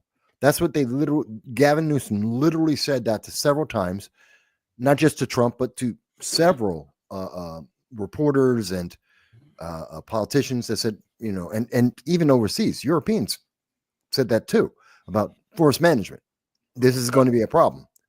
Well, yeah, where a tree falls is where it has to stay, which is why your rivers get blocked. You saw it with with the Susquehanna, just like I did. Why did Susquehanna do what it did? Because for 50 years, nobody was allowed to clean out the tributaries and let that water flow down. That's why we had 18 feet of water above General Clinton Park in Bainbridge. Yeah. If the trees fall, you can't clean them. You get underbrush, you're not allowed to clear it out. The only place, is that a fire break? No, we just do that for the electrical lines to get through. That's it. That they don't have any land management like that. No. If you have the people who own the land be able to do what they need to do with the land, they're better stewards than government ever will be, because they have a vested interest in keeping the land operable and safe. True. Yep. And they usually do, and they don't have these massive outbreaks, especially where there's populations. There's always going to be California, the region there. Let's understand, it's not because of the landmass, the forest there, nature itself. There's always going to be fires. That's true, and that's part of the cycle.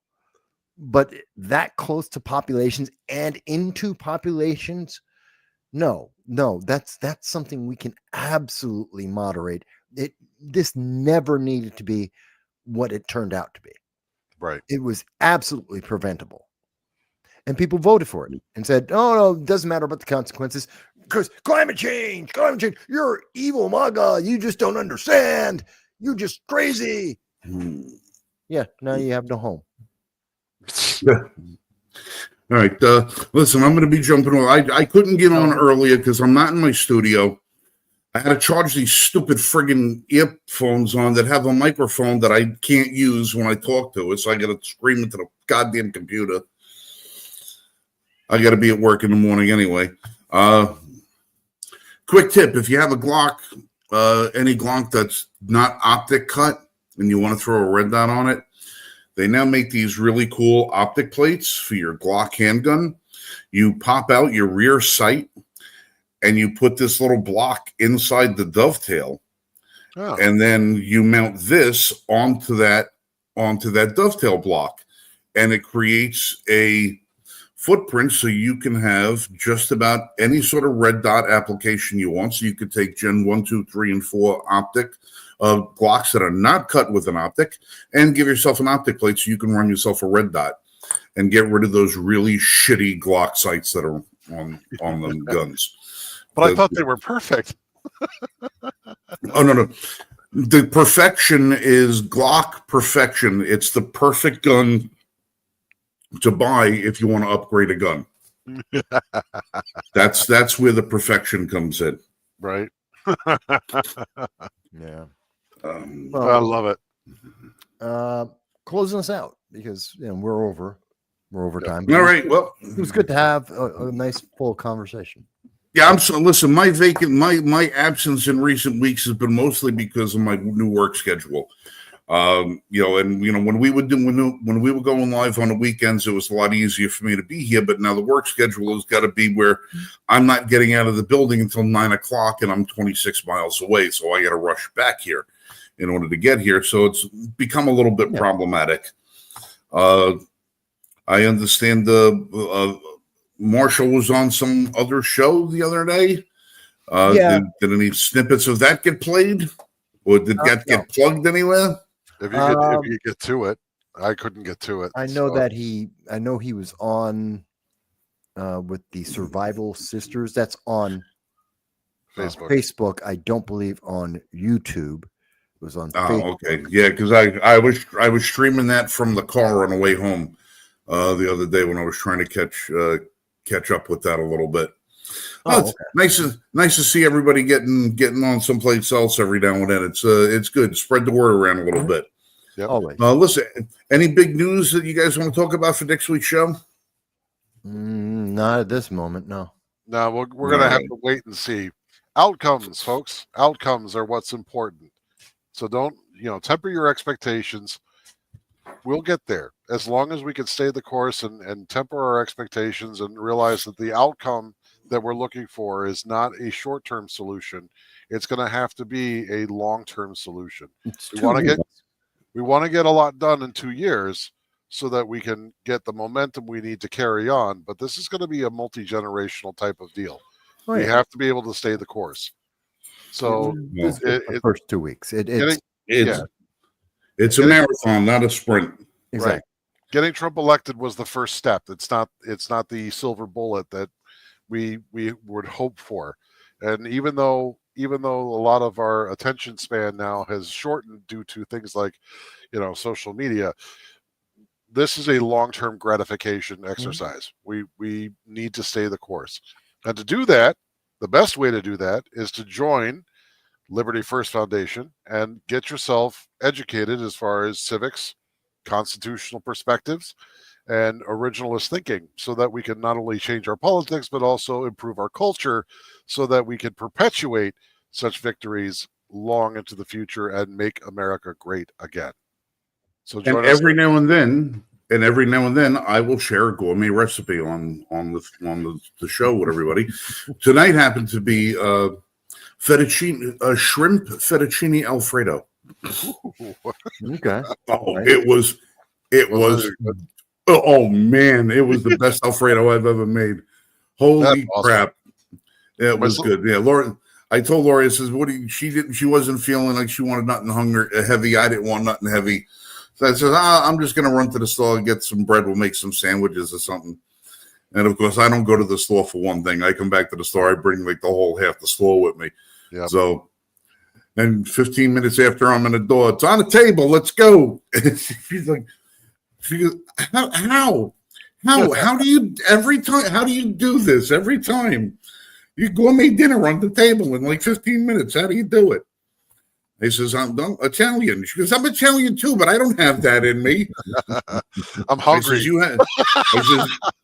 I says, my Italian genes are dominant. Yours are recessive. Yeah. So, I'm sure that'll be a welcome. Well, blonde hair, green eyes versus brown hair, black eyes. With me. So yeah. But yeah. So next week I'll share that recipe with everybody. Yeah, that sounds okay. Good. The son's cooking pizza right now, so that should be interesting. I'll go downstairs and see if I can grab myself a slice before I pass out. Sounds good. All right, guys. Listen, thank you once again for covering me for the last couple of weeks. Love you guys. Miss you guys. I hope to be more of a fixture on here for everybody next time, because I know everybody appreciates my humor and violent outbreaks of language. That too. Yes. Hey, listen, I made it through tonight's show without a single use of the word motherfucker. Oh. All right, there goes. Oh, well. So it's fine. See, I love it. I love it because Frank reminds me of my grandfather. He was from White Plains. So it's like every time I hear you talk, it's just like, hey, Grandpa. You want to know what pisses me off? One of the guys at work is like he's like 20 years younger than me, and he called me old this week. What? Yeah, he called me old. Yeah, and then I said, "What are you talking about old?" He goes, "What are you in your mid-40s?" Oh God. So now, I don't know. Now I don't know whether to be insulted or honored that he thinks. Am I insulted that I'm old? No, that's or am I complimented that I'm in my mid-40s? No. The compliment's that you're in your 40s because you absolutely aren't. And I'll tell you what. I know I'm old, but not really. I'm always going to be a 12-year-old. It's all a matter of what you got inside. I'm always going to be 12 years old, no matter how many broke down my body is, or scarred up from surgeries. I'll always be 12. I'll always have that goofy sense of humor. But I'll tell you one thing, though. Every day I'm processing background checks, and I'm looking at people. I'm looking at a driver's license, looking at them, and I'm like, there is no way you're 5 years younger than me. Yeah. You look. Well, think about it. RFK better do something to help people out, because people are getting. You're well preserved. I'm older than you, and I know, and you're very well preserved. But I'm just saying, there's people out there that are, they the other way around. We need help. They're aging before their time. Yeah, there is a lot of that. There is a lot of that coming. Yeah, and I'm like, damn, I told Lori, I said, I am very well preserved. Yeah, I've been working with guys that are like younger than I am, and they look like they're my senior by 20 years. There are 30-year-olds out there now that look far older than me, and I'm like, I'm the oldest one here, and they look way older than me. You know what? If you want Well- to look at it, if you want to look at a modern example of that, have everybody go out and look at Brian Stelter, and then look up how old he is. Yeah. You look at Brian Stelter. He's The not little much short, to listen fat, to. crazy. Okay, yeah, I know what you're talking about. He's like in his mid-30s, but he looks like What? he's in his 60s. It's crazy. I So- thought, yeah, I thought he Yeah, was with the intellect of a shoe 5-year-old. crab. That's for All sure. right, kids. All right. All right, guys. Have a great night. We love you guys. Be safe. Shoot straight. We'll catch you next weekend.